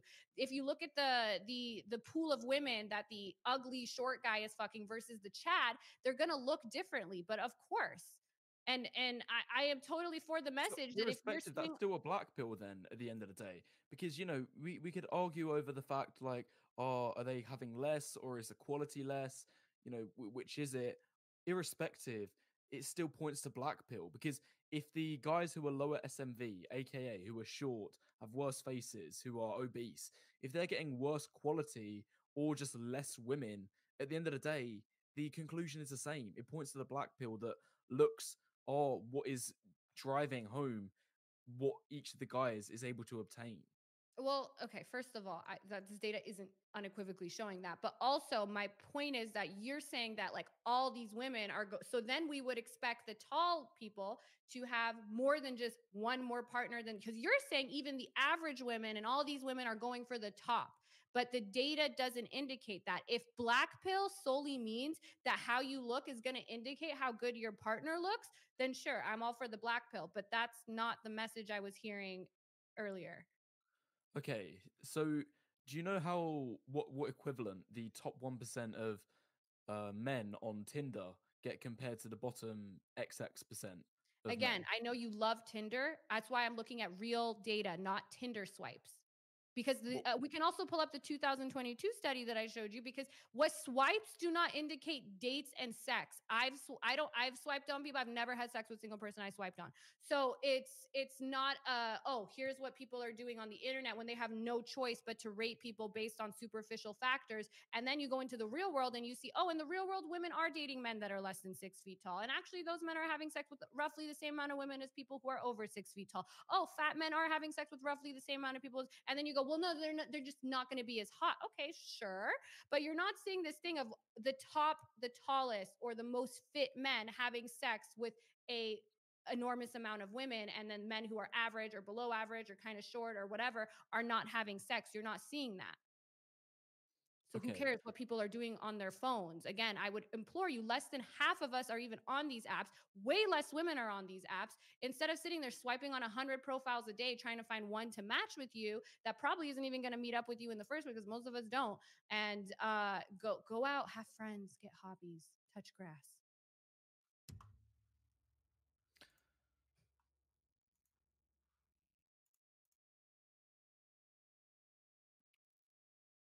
Which did we lose you? Hello? Which? hello. Oh, Okay, sorry. you're Yeah. back. Did you hear? No, We didn't hear anything you said after what I said. Okay. Yeah, well, I heard like most of what you said, but I think I pretty much already iterated what I had to say anyway. I was just gonna go back and like it seems that we have been going a little bit circular for the last, half an hour, whatever, because you know, you've been saying a lot of the same points, and the point I was just about to address there to respond to what you said, I realized that I had already talked about it previously because you like to talk about how online isn't the be all and end all, and it seems that you agreed that the black pill is absolutely true on online dating apps because on when I talk about Tinder and things like that, you're like your go-to response will be, oh, yeah, but that's just Tinder. If you look at the real world, you'll see that guys who aren't in this top 10% of chads are actually getting some. and there's disputes over the quality of what these guys are able to obtain. However, it seems that you just don't want to talk about online, even though it is Well, it's such a not that I don't want to significant. talk about online, because I do think though that it's important, because you could look at, yeah, if we're just looking at swiping on Tinder, then maybe what you're saying is true. But I'm actually looking at, I would implore, and what my goal is to get people off of the online world and see what's happening in real life, because the 80-20 rule is happening on Tinder, but it's not happening in real life. So if you're a guy who's swiping on Tinder and you're not getting any match, most women aren't even on Tinder. And then you go out and look at ResearchGate, or you look at all these things that I've showed, and then you're wondering, well, that's weird. How come in real world they're not getting that, all the women? How come in the real world average men are having just as much sex as men that are tall? Then you're going to be like, oh shit, maybe I should not look at this and think that this is reflective of reality. This is reflective of this app. So I agree Right. with you. Here's another point. So when it comes to that data you showed about obese people getting almost as many bodies as guys who are in shape, was age factored into the equation at all? Because generally speaking, D is. Do you have the sorry. difference in the reference category column for each variable? For example, every reference category for the first column, Because height how do you know that difference. there's not a third variable that's influencing this data? Because generally speaking, the vast majority of young people are in good shape, and I think the obesity rate of 18 to 29-year-olds amongst men is only like 5% or 10%. Well, I mean, we can Barely look at the anyone my age criteria, is but ResearchGate is pretty. Their statisticians are pretty good, and they're not going to be comparing like people that are of completely different ages or anything. That's why you can see well, all. how do you know? I'm not Because sure what do you all have an those. answer for that one? Because I think What, that that would be a reasonable explanation for why it comes up. How do you know so that the okay. Well, let me. obese? I could look at it. I could download it and Well, look you at it. could, I'm yeah. just gonna have to Because log into my. my point is how do you know that the obese men who have like 8 9 bodies whatever, that they weren't in good shape when they were younger, and then they were able to get No, they're decent looking at a results, and now specific they're like in time their period, 40s or and they're 50s? looking at a specific time period. They're not looking at, in life, or back when you were this, or back when you were that. Also, most people their BMIs tend to, until they get older, which they wouldn't be comparing like a huge age range, it tends to be around the same. That's just what the science is on BMI in general. Not saying that you don't have those stories. Like I said, there are billions of people in the market like, well, I know a guy who used to be fat. Now I know a person that used to be skinny. And now, but generally, people who are like an obese 3 weren't underweight in general. We're not seeing like a ton of that. So you can look at this data and be like, what about maybe this? What about that? This data is not only from ResearchGate. You can find it on other, I think Pew did something similar. And it shows the same thing. So if this data is correct, I just want to know, would it change your mind or no? No, it wouldn't at Okay. all, because like when I see some obese guy who who's trying to pick up women or something like this, or he's on Tinder, I know that he's not going to get any results. I know that it's impossible for him. God knows how this data has even like come to surface, and where they've got these numbers from. It seems that the obese people that have answered in this survey, they pulled their body count out of their ass, and Hmm. you don't know what's been happening. Okay, Because if so you look I at the think we real can world, leave it. let me ask you: do you find obese guys attractive? Do you find very I short don't guys? find obese guys attractive, but obese guy. What's the Well, shortest guy that I you've agree, dated? but I also I actually like guys. I don't prefer guys that are 6 foot and over. I actually prefer guys that are intelligent. A lot of the Well, guys what's I've the dated, shortest I guy are that you've probably been with? I'm probably more attractive than them. So if we're looking at just me, and I told you my issue with dating apps is that I'll swipe on the most attractive people too, but I won't hang out with them, and then I get off the app because I'm like, this is kind of stupid because I Okay, have nothing to what's go the off of. shortest guy that you've been with? Huh? Five What's the foot short 5'6", and what's the tallest? 6'4", but Okay, and that's not the do you average. have any indication of what the average is?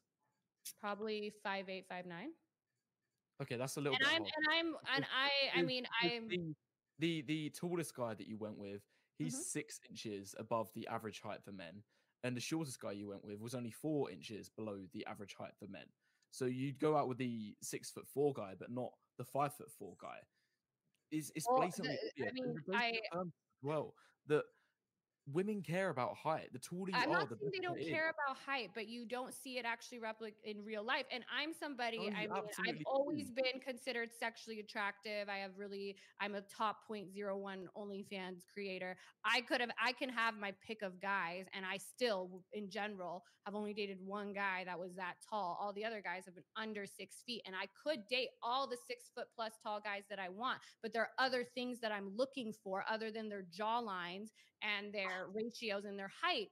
And so if you just want to say, oh, these numbers were pulled out of people's ass, but my chart is reflective and my experience shows this and my email section shows this, I think we can leave the debate there and just get to super chats, because I don't think it's worth it to just go in circles and have you. Once people start saying, oh, the data's fake, it just starts becoming kind of dumb. But if you want to ask about me and my personal experience, yeah, I have always been considered super attractive in all the spheres I've been in, and I've had men that are 6'6", 6'5", 6'4", whatever. All of them want to date me, and I've always kind of preferred a little bit shorter guys that were smarter and funnier. Funny to me is number one. And maybe Natalia can speak on her experience to me, but if a guy can make me laugh, I would much rather have that than someone who has a sharper jawline. Mm. Well, I don't have any evidence to back up the point that I'm about to say, but I've seen it anecdotally so many times that when a guy is attractive, then women will automatically assume that he is funnier. If a guy is tall and good looking, then the guy's jokes automatically become funny. But if it was some sub 5 or some short guy hitting on her, making these kind of jokes, then the woman's not going to laugh at it. She's going to find the jokes creepy or weird. Like I've seen this so many times in a sexual sense as well. Whenever a attractive guy makes sexual innuendos on to try to like seduce the woman, if an attractive guy does it, it's always received well. But if a sub 5 or unattractive guy tries to do it, then it becomes creepy or uncalled for or out of line or So weird. there Like I is a don't have any halo evidence to back effect. this up, No, but you I've do just have seen it so evidence. many You do. times. It's called the halo effect, which is real. But that's not, like I said, the problem with what you guys use. You take something with a grain of truth and you take it to a conclusion that is not backed up by the evidence, right? The way logic works is premise, conclusion, and the premise has to logically follow. The conclusion has to logically follow from the premise. These are just the rules of logic. And then there's a scientific method. This is the best level of analysis and data we can have.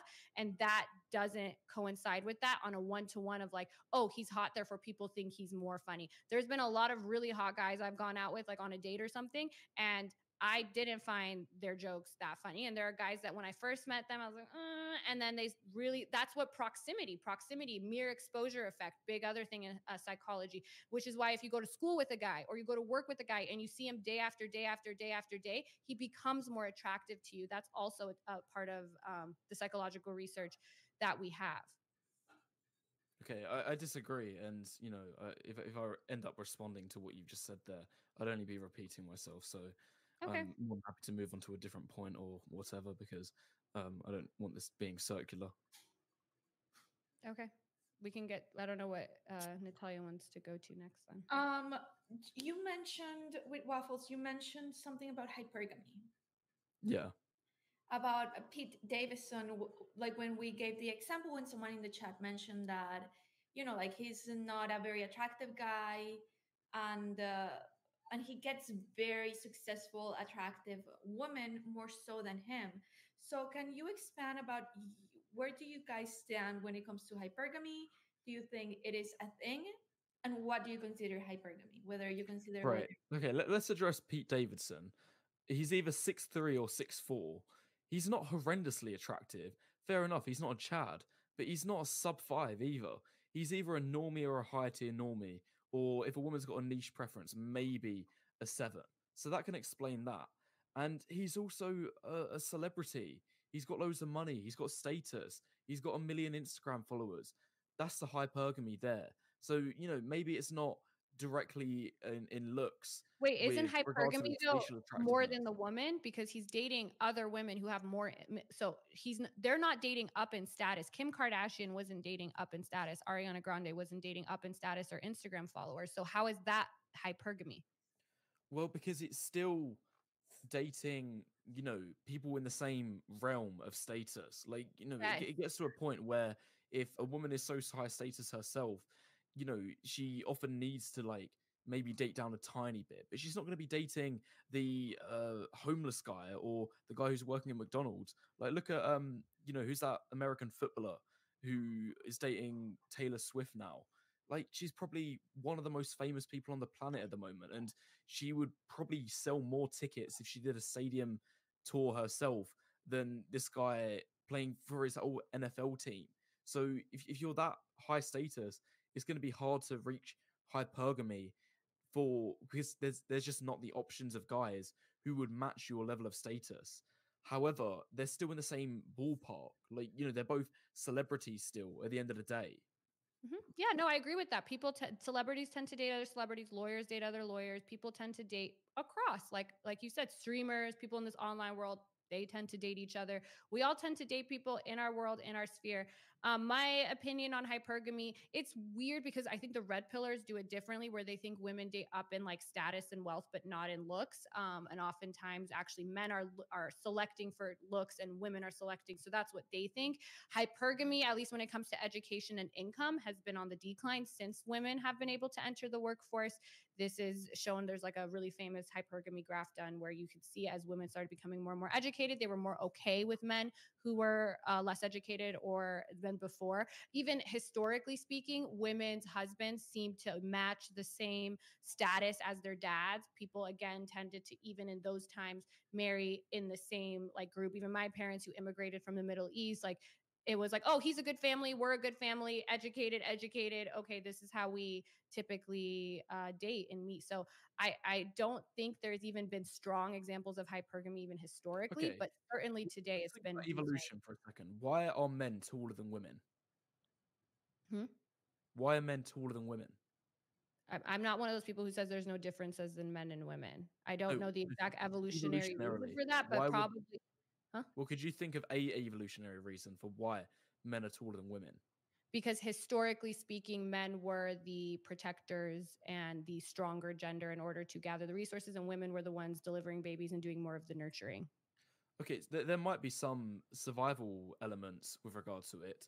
However, I also think that there'll be a sexual selection aspect, which is that women selected the guys who were taller, and the guys who were the same height as the women were less likely to be, able to reproduce.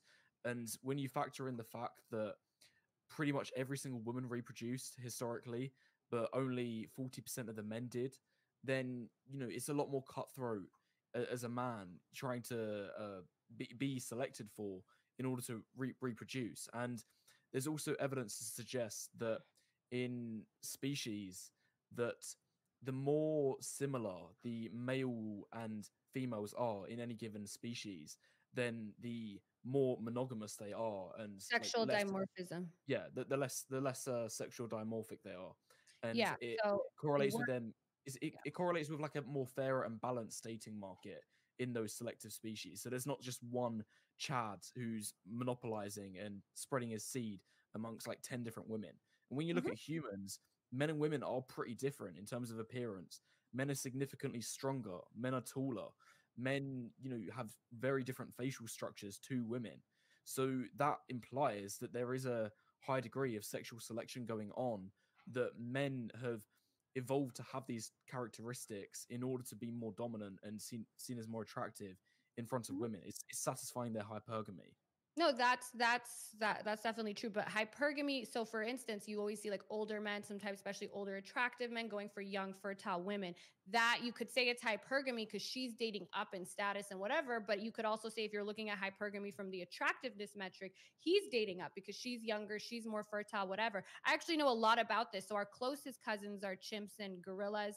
And one, sexual dimorphism is one thing. You can also look at testicle size. So chimps engage in sperm competition, which we also did for a long time too. Some evolutionary biologists theorize even that's why the penis is shaped the way it is, to like scoop out the sperm of other men.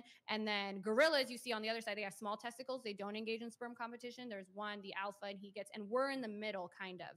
And the most successful sexual reproduction strategy we typically have, and again, this is not cut in stone. Evolutionary biologists like there's competing theories. It's a lot of evolutionary biology is top-down reasoning. We see something and we try to like guess why it is the way it is. It's not concrete as concrete as some other sciences. Is serial monogamy, as opposed to the Chad who is having sex with all these women. Like that's why the beta bucks alpha, that doesn't have really any backing, which is why even the evolutionary biologists who first theorized it have it said, okay, actually I'm changing my mind. I haven't found evidence for this. So yeah, it is mate selection is this complex, nuanced thing. And yeah, there probably are certain features that have been evolved in us to be more attractive on both ways to the other gender. I'm not disputing that. I'm just saying that that's not the whole picture, and looking at things really black and white is not borne out by what we actually see when we look at research outside of our little internet sphere. Because obviously, if that's the case, if I just went based off what I see, I don't see any of the shit you're talking about. So I would say it's not real then. But I know it's real. I just am looking at what percentage of people it's real from by looking at this data and looking at what's actually happening in the real world, looking at if the Pareto principle is actually there. What happens when we flip it? What percentage of men? 20% of men are also sleeping with 80% of the, 20% of women are sleeping with 80% of the men too. Okay, well, that's kind of weird. So looking at all that and trying to decipher what's actually going on in the online dating world, and to see that there are no super clear cut looks is all of this, and this is what people were always selecting for, and they're not selecting for this, and they're only looking at this, and your jaw structure is so like, I think we've gone back and forth with this. As much. Okay, well, I want to address one point that you talked about. So if you said that, humans like have been theorized by the evolutionary biologists to have been serial monogamists, and that implies to me that you got like the top caliber men who are essentially spinning plates, all of these millenniums ago. No. And well, explain why 40% of men reproduce historically. I mean, one of the reasons for that is also, yeah. So one of the reasons because the Chads were spinning plates, and no. Historians and other evolutionary biologists have also said, if you actually read more than just the headline that confirms your narrative, is that men were going off into war and they were staying in the same families too, whereas women were being married off into different families. So their genes were reproducing because they're spread out and they're not dying, whereas men, entire families of men, were being slaughtered together in the same village. Because women, like if you had 5 daughters, you would send each daughter off to live with a male family that's different. Whereas all 5 brothers are either all going to war together or they're staying in the same land and they're all getting killed when they get attacked. That's one of the reasons for that. Okay, I don't think that men were dying like at twice the rate of women, and that's the reason why 40% of men the way reproduce. gene reproduction There's works, definitely going to be some sexual. Because you look at the way that men and women evolve. Like men are so much more competitive when it comes to mate selection than it is for women. Like that's women, true, okay, when you look at men who try to spin plates or try to serial monogamize, the point is it's only men who do that.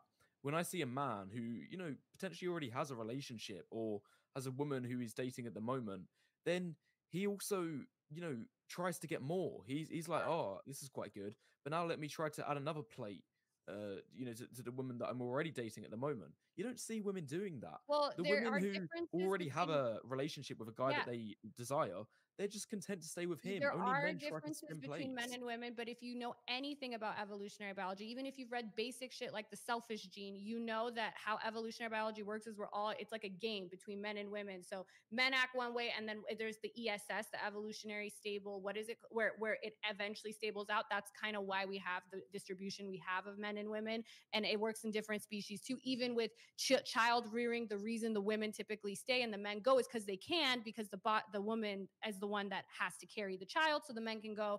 But then as time went on and our brains got bigger and it took 2 parents to rear, that's when this whole idea of pair bonding came in. If you look at fish, on the other hand, because it's not working like that, women are actually the ones, because they're able to dip, and the guy is the one that stays home or takes care of the kids. So how evolutionary biology works is we're all trying to do this gene reproduction thing, but serial monogamy tends right now, with how big our brains are and how it does typically take 2 children.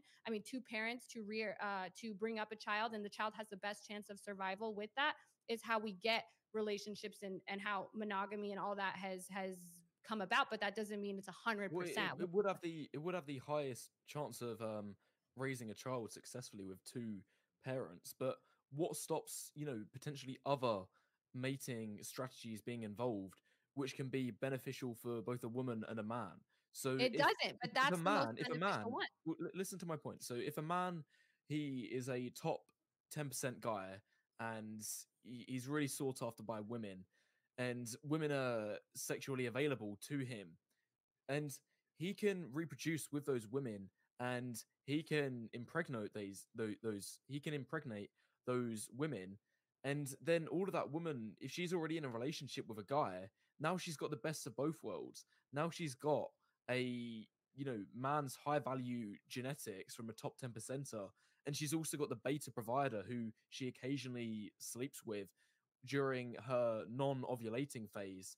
And there's evidence to back this up as well, which is that No, there is. That's humans. why David Bust went back on that, because alpha fucks, beta bucks actually didn't have enough evidence. And the Why same do people. why do women conceal their ovulation? What do you mean? Why do women conceal their ovulation? Why do we as a species do that? Well, one of the reasons for that is actually because of the monogamy and the pair bonding and wanting to have a relationship with two people. Since sex can bring intimacy, we actually have sex outside of the periods of ovulation. Whereas, like, if you look at lions that don't have that, when the woman's in heat, they fuck and then they don't have any relationship beyond that. There's no like actual relationship or pair bonding happening in those species. Whereas in like our species that does have that, we have sex outside of the times that we're just supposed to be ovulating. Okay, one of the theories states And also the other point you made is the dominant theory. What's happening dominantly, how genes work, is the dominant one is actually usually the most successful. So this top whatever percent of men who's able to do this, women aren't selecting for that. Women are selecting for security, all of those things, over than the big bad alpha genes, which is why that theory has not been proven. And even the same, like well, David Buss has you been can't like, prove yeah, any of this these isn't, theories realistically. But I've not there heard of the hasn't been, theory but you we'll said see, we're about not the seeing that. theory We're that not. the theory that I've heard is that women conceal their ovulation in humans and not in other species, because it means that during the time that a woman is ovulating, she can sleep with the top percentile man, behind her beta boyfriend's back, and in the other like 3 weeks of the month, she'll sleep with the beta guy and make him think that he is getting her pregnant, but in reality, she's pregnant with the top 10 percenters genes from the time that she was ovulating. And if you look at another related study, which said how when a woman is in her ovulating stage, she is more likely to seek out strong masculine characteristics in a partner, which correlate with stronger genes. But Yeah. during the 3 weeks of her cycle, she is So seeking for the beta qualities, such as providership. So again, that's why this was a theory, and then there wasn't any evidence for it, because even though women were doing that, they They weren't haven't actually. debunked No, it and they haven't proved can it. I finish? The point They is, it's just weren't a theory. actually stepping out and cheating on what their things. And when you look at this, the amount of children that were born to somebody that wasn't like the cheating and with the alpha guy and getting those genes was so slim across all cultures.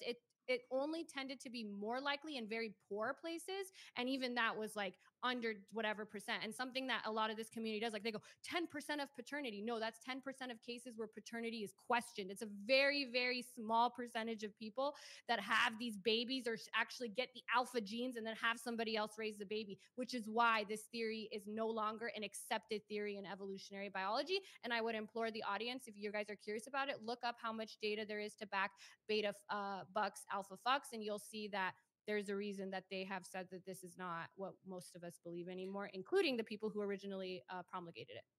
Well, at the end of the day, we don't necessarily know. We don't know, and this is just one element of the alpha fox beta box theory. But I say the strongest case of alpha fox beta box is that if you look at women's dating strategies now, or the way that a lot of women live out their dating lives during their late teens and early 20s, their prime years, it's all, oh, download Tinder, let's go to nightclubs, let's sleep with the top 10% of chads, the guys who are really tall and good looking. And they will, freely give those really attractive guys, the opportunity to sleep with them in the meantime. And it's only when these women then reach their 30s, and even the red pillars agree with this, who are supposed to be in contention. They say that, oh, when women are in their 30s, they're not going to be looking as much at the Chad guy who's dumb and hasn't got any long-term prospects. They're going to be looking at you, who's actually worked on himself and built up some assets and some wealth. That's proving the black pills theory. Well, Ironically, it's the not proving the red pill black pill theory on theory. this It's a reflection and of the black pill prefrontal theory are the cortex. same. So even Well, people like Peterson, who I'm not a fan of, have talked about this, like how when you're younger and your prefrontal cortex isn't developed, you mistake certain qualities like the bad boy, whatever, with masculinity, with this narrow, distorted view of masculinity. Once your brain develops, you're like, actually, bad boys aren't hot anymore. So with younger people, they tend to party more.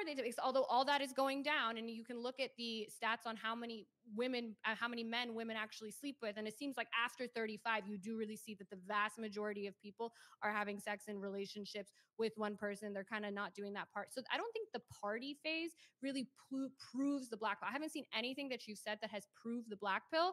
But again, I think we're just going in circles. So I'm down to just go into super chats. A lot of, again, this stuff is speculative. A lot of the stuff you say is speculative, but then so there's always something that like you can say, oh, okay, there's correlation, causation, all of that. But then a lot of the stuff you say, I think the competing theories also with the data we have to back up show that your speculations are not um, the strongest ones that we should have for why things are the way they are. But agree to disagree. okay, I'm happy to go to the super chats in a second, but I only had one more point to make on, in response to what you just said, which is that, you'd say that like there's no evidence to support women are going through all of these party phases. Well, yeah, that's just what they say. Because when you look at the data and the same chart that I brought up earlier, which is that 2/3 of men say they are single, but only 1/3 of women do. That's because the women are plates to the chads. And then when they're asked in these surveys, are you single? Of course they're going to say no. Of course they're going to say, oh no, I'm sleeping with Chad, but no, we're in a relationship, or no, we're almost in a relationship. So that's what they're going to say in the survey. But the Chad, he just, has she left? Has she disappeared? I don't Oh, know I where she. think it may have dropped. Oh, okay. Let's just Well, I think I, said my point. yeah, let's just wait To for the her degree to that get most people. back, I Is she think. back?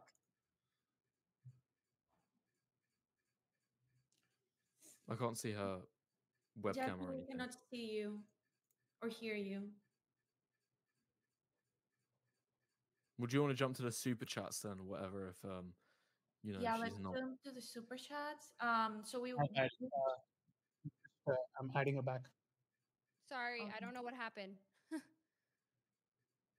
I'm good now. Okay. Yeah, I don't know what happened. It just Well, I like think you heard the disconnected. majority of my point, I and heard you part of could. it, and he I think you're just saying that but okay, yeah. So my point was what I was going to say to that before the whole thing disconnected was that, but when you see even 18 through 24, what the women are doing, you don't see a large percentage of men sleeping around. This hookup culture myth Maybe from the they data are, we but they just don't know that they are. Because this is how. but no, I'm Right. looking at number Right. of partners. They don't know how many men they've slept with. You're saying that they all think that they're all sleeping with this one Chad, but then you don't see men that have these high body counts either. Right. What I'm It's saying not is, borne out by the data. You don't see men that are sleeping with a bunch of women. You don't see women that are sleeping with one man who thinks that they're in a relationship with them. The looking at 18 through 29 for both genders is not a great way to determine who and why their things are the way they are. I'd be so interested at looking at women 18 to 29 and looking at men maybe 20 through 30, whatever, a couple years older to actually match what happens in the real world. So I think this is just a great indication of you taking like a graph and then running with your narrative and using that as something that well, it's not only like running with my narrative, but it's what I've seen in the real world as well. The and women that you've seen. Yeah. And I've seen the opposite. So now what? online. You see, like women say, like, "Oh, I was getting with this guy, and then all of a sudden he disappeared." Yeah, that's because you were a plate, but you still slept with him. Men say that You're too. being ghosted. Yeah, well, Men women get always talk ghosted about how they too. get annoyed.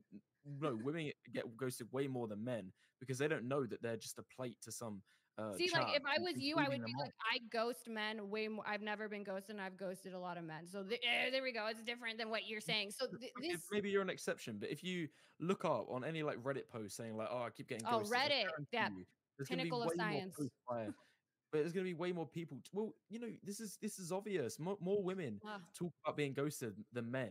Men talk about getting flaked on because most women don't show up to dates. But once a man and the woman is actually like in a semi relationship, so they're like in the first stages of dating, the man is way more likely to disappear off the face of the earth than the woman is, especially once Again, they started sleeping with you each other. if it's Because the man obvious, then we don't becomes need a to talk flake. about it more. If people want to go by Reddit threads, and Reddit is even something that I don't think would have a good reflection. The sample size or the wouldn't be reflective because a lot more men are on it than women are. It's like a kind of nerdier place to be. There's a lot of issues with getting your information from Reddit or from If you wanted to make common sense, your I'm more than social happy to. circle and Here's your another email here's inbox, another your example. comment section in the red pill world or the black pill world. Again, I think we're going in circles. If you have any other questions or any other points, but I feel Well, like I you're don't think just that we are moving it. going Guys, in I'm circles. sorry If to you wanted cut to you make off. common sense, if you wanted to make common sense, I'm more than happy to. If you look at the dating Well, coaches I online, don't like to look at let your me finish common my sense point. based Let me on finish your my point. experiences, and then when I Right. show you research, you say they're Have you all heard? lying or that they probably weren't getting the research accurately or blah blah blah. To me, I feel like we've ran around circles with this. If you have a new thing to bring up, Okay, I do um, have a new thing to bring up. I was just about to bring it up before you interrupted me. Have you heard of the dating coach Matthew Hussey on YouTube? I've seen maybe like a clip of him. Okay, I've seen a few of his videos as well, and he often asks questions from women who he coaches, and the questions always seem to follow the same sort of themes. And it's a woman who's complaining, they're like, "Oh, I was dating this guy, but then he disappeared and he ghosted me." These are the kind of questions that women are asking because what Yeah, but it this is what simply is that selection they're bias simply stop means. interrupting me. Stop interrupting me. Guys, She's been 2 led on by a hours. plate, and then the Chad or the guy who's above her SMV by several points just discards her. It's obvious when you break it down in Okay, this way. And okay. as for men's dating channels, what are the main themes that men are asking? They're asking, why am I not getting any matches? Why am I getting flaked on? And it's always coming back to the black pill again because they're not attractive enough. Okay, I'm going to say one thing, and then I think Natalia also asked us to go to closing statements. So, of course, if you're looking at a dating channel and the women that are writing in, the women that are writing in are going to be the ones that are experiencing issues, which is why they're writing into a dating show. Just like the men who watch Fresh and Fit are going to be far more likely to have problems with women. The men who watch your channel are going to have far more likely to have issues with women than regular men or the Chads. So that's what a selection bias is. And that's why I was trying to look at what Pew Research and actual ResearchGate, when they're looking at general population, not just the people calling into a dating show with the problems they have about dating. Of course, it's going to say that. And so Natalia just chatted that we're going to closing statement soon. So I'm down to go to that. We've been doing this for 2 hours, and I feel like we have touched. Perfect. Before that, we're gonna go to super chats. So, Indian P, can you please post the super chats on screen? I think there's one on the screen now. There's just one. Would you date? Just want to know if Jasmine would date that guy. I don't know which guy he Wheat means. waffles? Never in a million years, but I think it's obvious. Oh, like I would date an OnlyFans star. Yeah, likewise. Yeah, I think it's mutual. Okay, another one. Can you please, Indian P, post the next one? This guy says that he went from a 2 to out of 10 to an 8 out of 10 with a great body, even modeled. I asked my crush out. She rejected me for an uglier and shorter brown guy than me. How do you explain the advantage that brown blacks have? I watched one of Wheat Waffles videos, and he said white guys actually had an advantage. So I'm curious what his response here is, because he likes to pick one example of things he's seen and run with it. So what would you explain for this? Yeah, I would say that white guys tend to have an easier time dating and they tend to get the most matches as well. Okay, so apparently he thinks that was just random. What happened to you? Okay, perfect. And we have another one. Indian P, please. Debate me with waffles. You need an anthropologist with perspective so you can learn a dose of reality. I am cultural anthropology scholar and can school you on the way things really are in society. If he wants to arrange the debate, more than happy. Okay, perfect. TCPS, please send an email to Alex, and EMP will write it in the comment section because I don't know his email.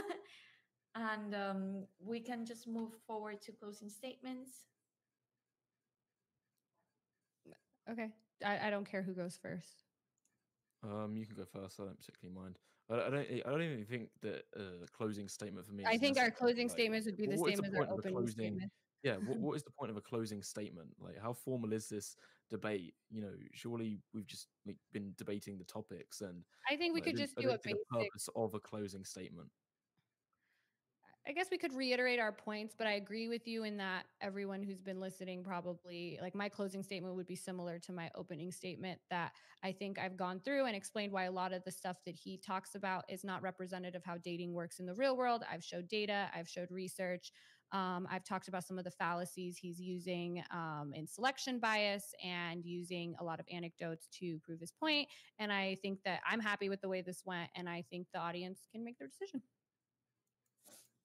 I'd agree with the last point. I think that a lot of my anecdotes are grounded in reality, and I just wish I had more of the data on hand. I wasn't 100% sure on what topic was even in the debate before this debate came around. So if I knew what kind of topics came up, I would have definitely brought more data with regard to height and men's attractiveness. And I don't think that Tinder or any online dating can be as overlooked as you were making out throughout the debate. The fact that the top 1% of Chads get as many matches at the bottom as the bottom 80% of men combined just shows how important looks are in today's dating age, especially when you look at how prevalent online dating is. Perfect. Thank you so much, guys. Would you like to plug your channels or specific projects, Instagrams, etc.? Sure. So you can go to Jazmen Jaffar, JAZMEN, and you can see my OnlyFans if that's your cup of tea, or my Instagram. I also have a YouTube channel now, and I'm really actually trying to push out content. So if you guys want to interested in my content, you can check me out on YouTube, and Instagram's a good place to go to see any kind of stuff like this I do, other debates, appearances, etc. Perfect. With Waffles? Just Sweet Waffles on YouTube, and you know, I'm sure most of the people watching already know who I am. I've been on a few debates on this channel before. Perfect. Well, thank you so much, guys. We have another debate at 8 with the Crucible. I think, let me just check it out. The scheduling, the Crucible, Michael Certain, Love, and Tom Foolery. So we'll see you there at 8.